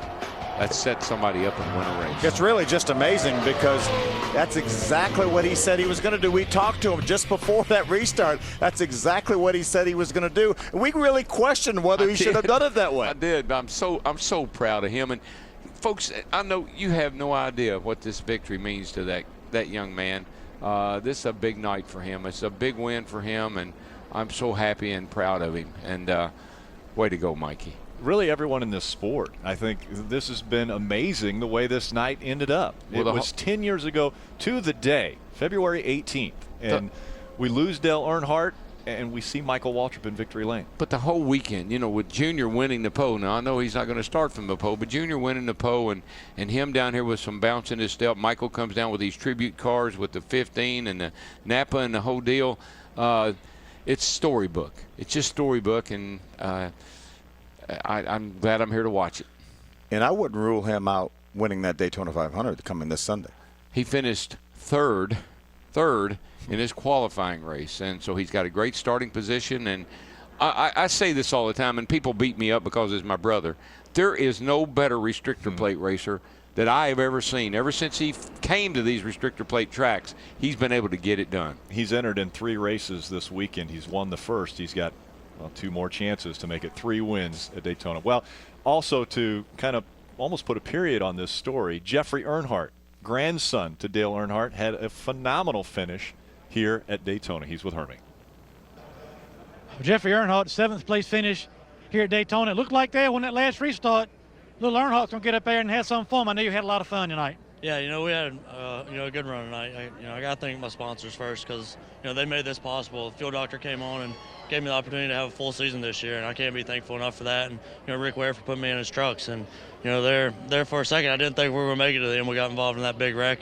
I don't know how we made it through the way we did. The right front barely made it to the end of the race. But, these guys just did a great job tonight. And, I wanted to jump up there and, go with the guys on the top. But, everybody in the garage today just kept telling me stay on the bottom, stay on the yellow line, and, run laps, make it to the end. And, that was our goal. We definitely didn't come in here expecting to finish here, but we did because we ran a clean race and kept our heads up and didn't get down on anything that happened. So hats off to all my crew guys and all my sponsors, Fast Wax, all those guys. They just I wouldn't be here without them, and I'm just thrilled to be here. Jeffrey Earnhardt, 7th place finish at Daytona. His truck looks like he's been at Martinsville. And a lot of trucks look like they have been at a short track. It ended up where we only had 5 trucks that didn't have damage, and then one of those about lost his spoiler at the end of the race. I'm gonna tell you, we said stick around. When they were single file running around, I said stick around, folks, because you ain't seen nothing yet. How about next week we go to Phoenix, right back to back here Friday, 7:30 Eastern. Lucas Oil 150 will be the next stop for the Camping World Truck Series. A mile racetrack. We go from the super speedway, 2.5-mile racetrack where you've got to have guys helping you to get around the track, to a racetrack where you might be moving people out of the way to get to victory lane. I kind of wondered, why am I up here tonight? And why is Mikey running this truck race? Now we know why. Now I know. Now we know. Michael Waltrip wins his first Camping World Truck Series race, and a very big one here at Daytona International Speedway. Next week, the Camping World Truck Series visits the Phoenix International Raceway. In years past, Phoenix has made champions out of many drivers. But this year, it will be setting the pace for the season. Who will lead the pack in 2011? Tune in to find out. Chris DeVota hosts the setup starting at 7:30 p.m. Eastern, followed by flag-to-flag coverage, only on Speed.